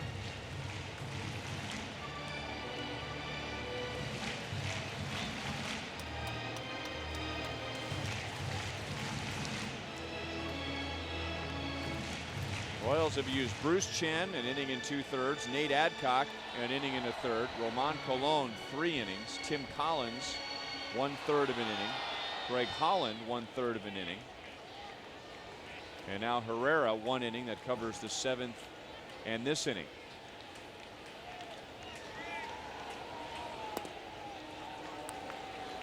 Inside 2-0. Still a bit of a shock that the bullpen gave up 3 runs in the 7th inning, as good as Collins and Holland have been this season. And it was Adcock and Colon shining today in the Royals bullpen. They went a combined 4 1/3 innings, gave up 2 hits, no runs. Well, you know, you pretty much know what you're going to get from the back end of the Royals bullpen, and every manager that plays the Royals knows it, and most of the time they're going to come out on top. But there are days, and this is one of them, where, you know, you got to credit the opponent. Cardinals, they've been held back, and they're trying to break out. Now, Collins didn't exactly have his command, but he battled. If he makes that catch on that fully extended dive, it might have changed the outcome there. But Cardinals, you got to give them a little bit of credit. You want to blame the bullpen. Loaded up now for David Freese.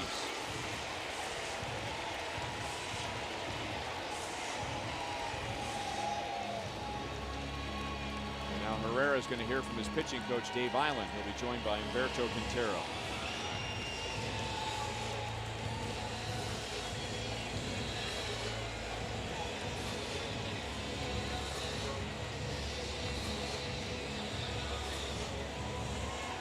This is game 8 for the Cardinals during a 9-game homestand. And in the first 7 games, they scored 15 runs. So they were in a scoring drought. They're second in the National League in runs scored. So 15 in 7 games coming into today. Now they have 10 runs in this second game with the Royals.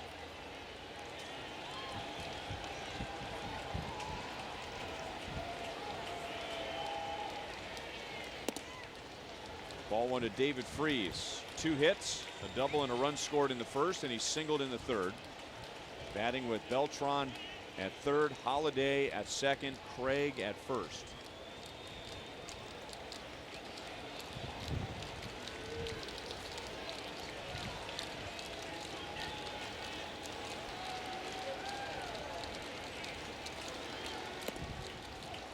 Got the call in the corner.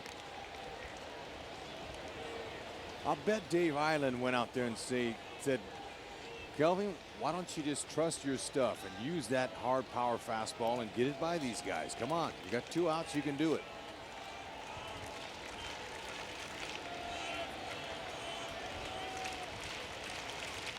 Ooh, on the corner again, 98 miles an hour. You ain't hitting that. Yeah, go get him at the knees on the black of the plate at 98. Try to repeat that one.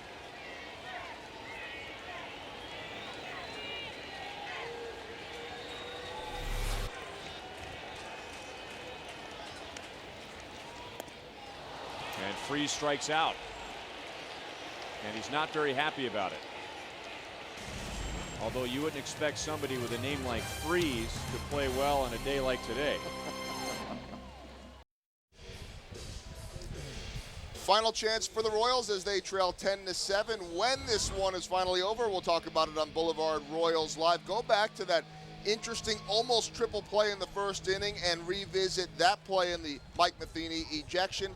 And if you like offense, you got plenty of it here today as 3 players combining for 13 RBIs. We'll have that. Take a look at a disappointing day for Bruce Chen and a rough outing for the bullpen, at least later on in the game. That and much more, and hopefully a big finish in the 9th. Ryan? All right, thanks, Joel. Yeah, a lot of things that don't make sense today.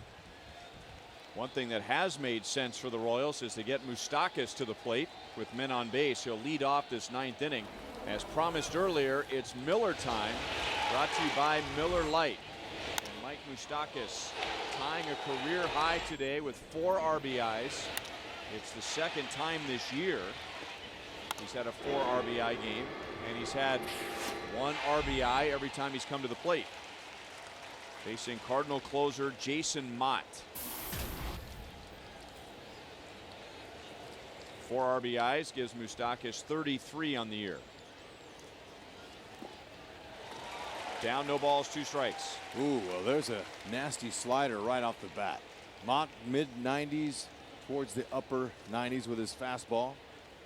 He also has a split finger he'll use, but that slider you saw there is very quick and deceptive.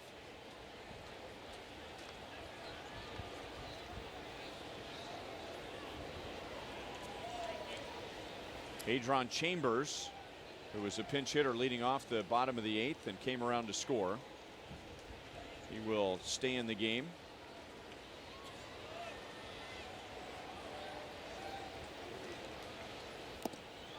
Moustakas is down on 3 pitches.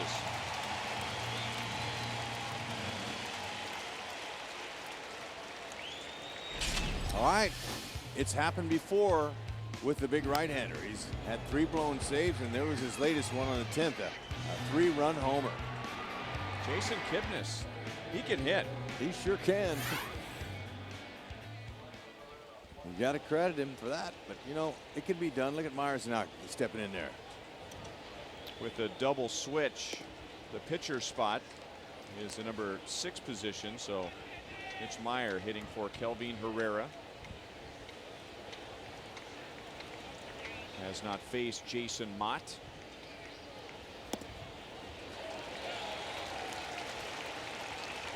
Interesting how many former catchers have become closers. Several examples of it. You saw one in Anaheim for a long time, Troy Percival, who was a catcher in college.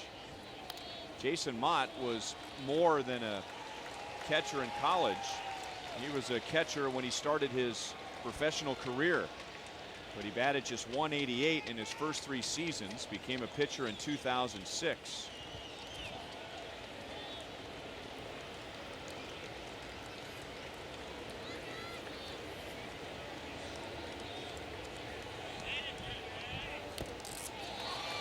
Molina couldn't hang on, 1-2. So the Royals have given up 10 runs, so it's not a good day for them on the mound, but it's been a good month. The Royals have the 2nd best ERA in the month of June in the American League, 3rd best in the major leagues in the month of June. And in the Royals' last 10 games before today, they have allowed more than 5 runs once. But a rough day today, 2 outs in the 9th, as Mott has struck out Moustakas and Meyer. Hey, he's just coming after him. Got a 3-run lead, likes his chances. Go ahead and let that blazing fastball do the work. Good lower center of gravity, good strong legs. Uses that for torque, and he's animated a little bit. He's kind of a character closer. There are a lot of them out there.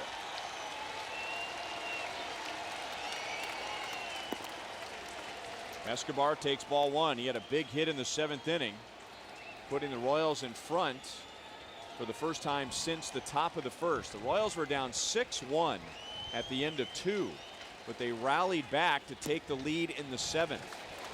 A 7-6 lead going into the bottom of the 7th, but the Cardinals scored 3 in that bottom of the 7th and added 1 more in the 8th.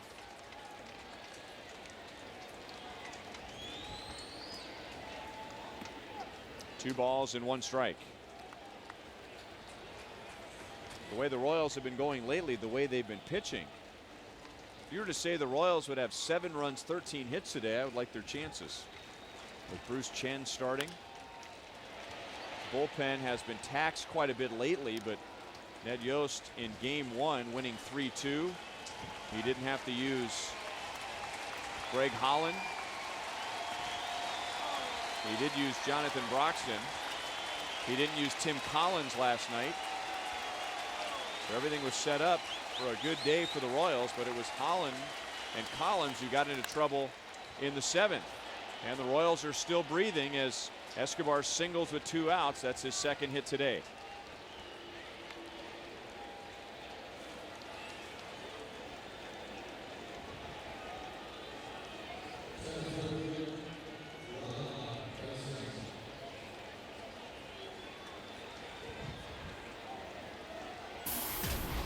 And now Gerard Dyson, who has doubled, walked, stolen a base, and scored today.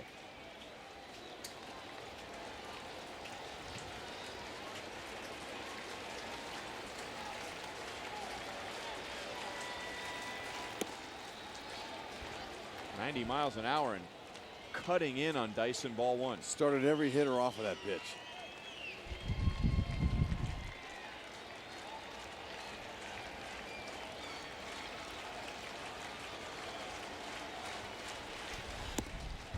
And Dyson taking a strike, 1-1.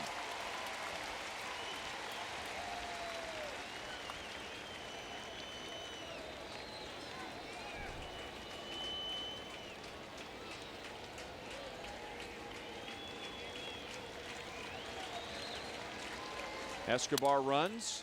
Dyson grounds it to short. Furcal throws him out. And the Cardinals even the series.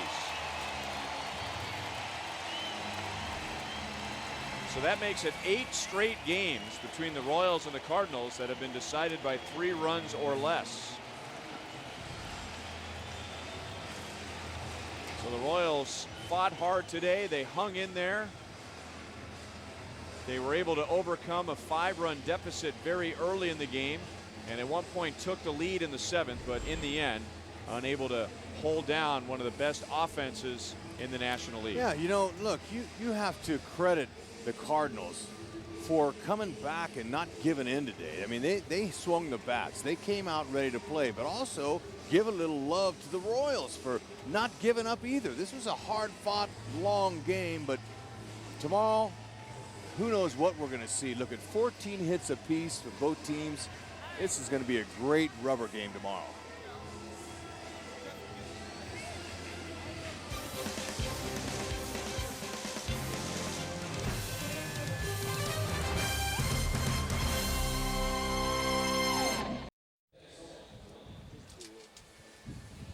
Cardinals take game 2.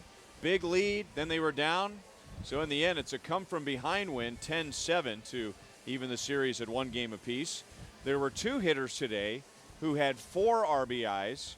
Mike Moustakas for the Royals, Yadier Molina for the Cardinals, and there was 1 hitter who had 5 RBIs. Matt Holliday, our Chevrolet player of the game. Yeah. Now, Holliday's bat was quick, and it started very early as he bombed Bruce. I'll tell you, and then he goes the opposite way off of Frenchie's glove. Frenchie will tell you later he should have caught that ball, but he didn't. And there's that last double that he lasered right by first baseman Osmond. He definitely deserves to play the game in the hot sun today, a long game, and fortunately there were some home runs hit. Yes, there were. There were 3 home runs worth $48,000 in our home run challenge. If you'd like to make a donation to the Home Run Challenge for prostate cancer research, you can go to 1-800-798-CURE or online at pcf.org. Final game of the series is tomorrow. Luis Mendoza for the Royals, Adam Wainwright. The Cardinals were without him last year because of an injury and still won the World Series. He's off to a 5-7 start. Coverage begins tomorrow at 12:30 Central Time with Hy-Vee Royals Live, and the first pitch is at 1:15. Quite a game. We had an ejection in the top of the first inning. We had the Royals come back from a 5-run deficit to take the lead, but fall 3 runs short. For Rex Hudler, this is Ryan Lefevre. Boulevard Royals Live is next.